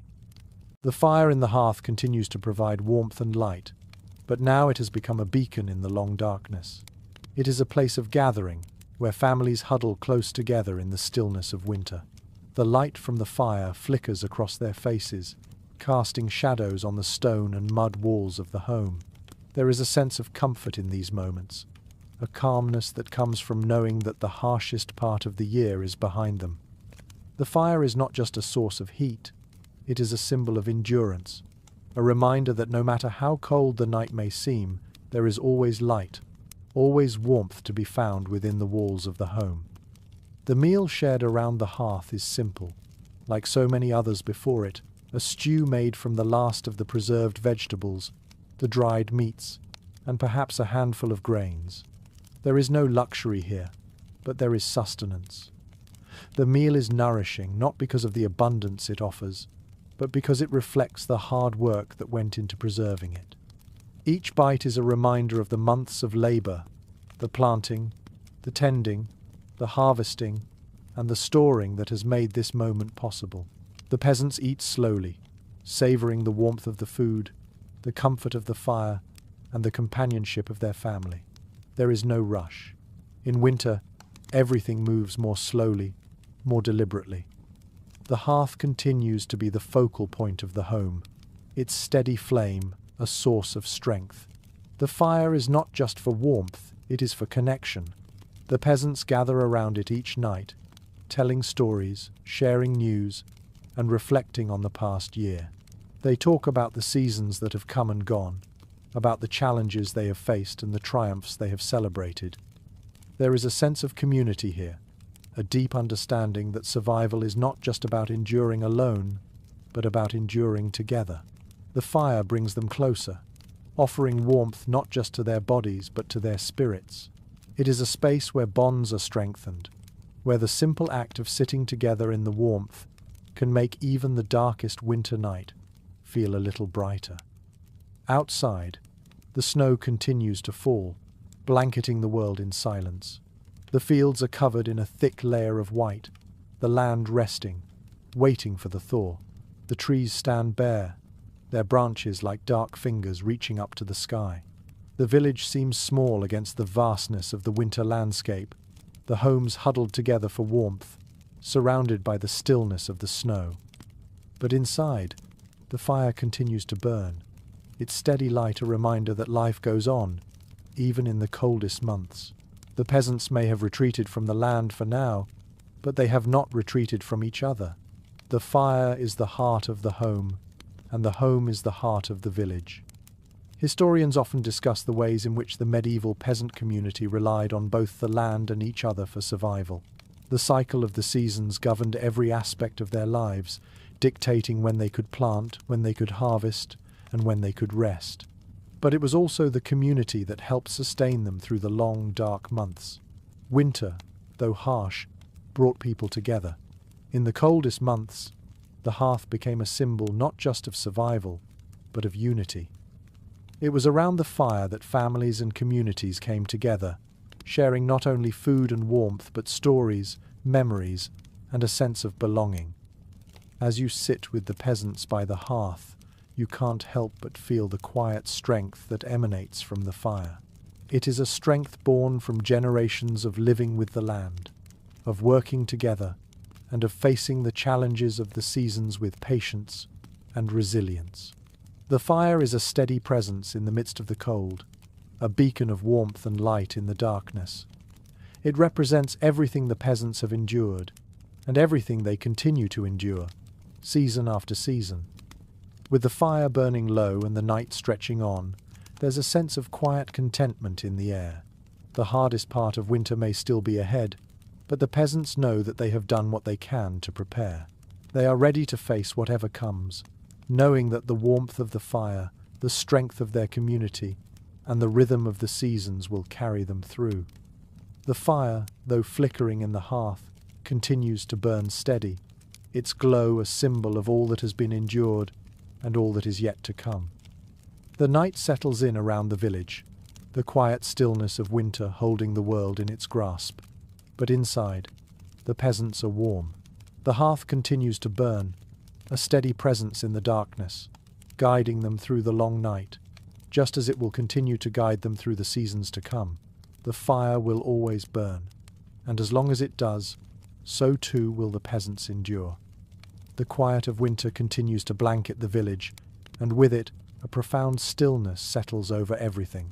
The snow has thickened, now covering even the roofs of the houses, and the once familiar sights of the village are hidden beneath a thick white veil. The world outside may be cold and inhospitable, but inside, the warmth of the fire remains steadfast, a reminder that no matter the season, no matter the hardship, there is always a place of warmth, of rest, of connection. The hearth, steady and enduring, continues to offer its quiet comfort, bringing light and life to the home during the long nights. Inside the homes, the peasants remain gathered around the hearth, their faces aglow in the firelight. The work of the past months has been done, and now, in the quiet of winter, they can rest. The rhythm of the seasons has slowed, and the urgency of survival has lessened. There is still work to be done, of course wood to be gathered, animals to be cared for, food to be preserved, but for now, The frantic pace of the past year has been replaced with a quieter, more deliberate effort. The peasants are at peace with the stillness of winter, understanding that it is a time for reflection, for preparation, for patience. The fire continues to crackle in the hearth, its warmth filling the room. You can feel the collective sense of relief that fills the space. The fire is no longer just a necessity, it has become a symbol of resilience, of endurance, of the strength it has provided throughout the coldest months. As the family sits together, sharing stories, sharing their memories of the year gone by, they draw strength from the fire. It is not just the warmth it provides, but the way it binds them together, offering a space for connection, for togetherness, for comfort. The winter months are often described as a time of solitude, a time for individuals and families to retreat inward, to reflect, to prepare.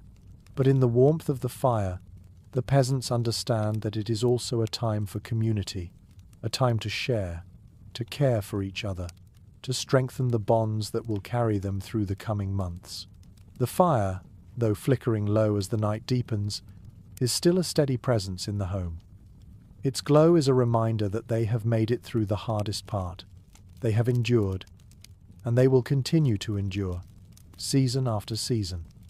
As the family gathers around the fire, you notice how the conversation shifts.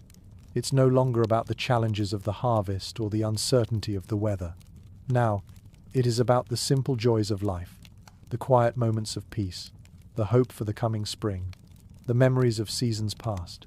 There is no rush, no urgency to the conversation. It is a moment of quiet reflection, of contentment, of knowing that the work of survival has been done, and now they can simply be. Historians often describe the resilience of medieval peasants as something more than physical endurance. It was their ability to adapt, to find peace in the rhythms of the seasons, to live in harmony with the land, and to find strength in the quiet moments that truly defined them. The fire, ever steady, is a symbol of that resilience. It is the heart of the home, the place where life continues, where the work of survival is both acknowledged and celebrated. The hearth is where the peasants find rest and rejuvenation, where they can come together and share in the warmth of family, community, and the steady certainty that the cycles of life will continue. And so, as the fire burns on, the village settles into the quiet of winter. The winds may howl outside, the cold may creep in at the edges, but inside, the warmth remains. The peasants know that they are part of a larger cycle, that the seasons will continue to turn, and that, no matter what the future holds, they will endure. The fire, though flickering low now, will continue to burn brightly, a steady beacon in the darkness, guiding them through the long nights of winter and into the promise of spring. As the night deepens, the fire continues to crackle in the hearth. The peasants, surrounded by the warmth and light it provides, settle into the stillness of winter. The work of survival is not over, but the hardest part has passed. The fire, steady and unyielding, is a symbol of all they have survived and all they will continue to endure. And as they sit together in the quiet comfort of the hearth, the peasants know that they are not alone, that the cycle of life will continue, and that the warmth of the fire will always carry them through, season after season. Now, as the fire's glow fades, the peaceful quiet of winter fills the home, and with it comes the simple joy of knowing that, for tonight, they can rest. The work will begin again in the spring, and with it, new challenges, new growth, new life. But for now, there is peace, and in this peace, there is strength. The fire may fade, but its warmth remains, ever steady, ever enduring. Sweet dreams.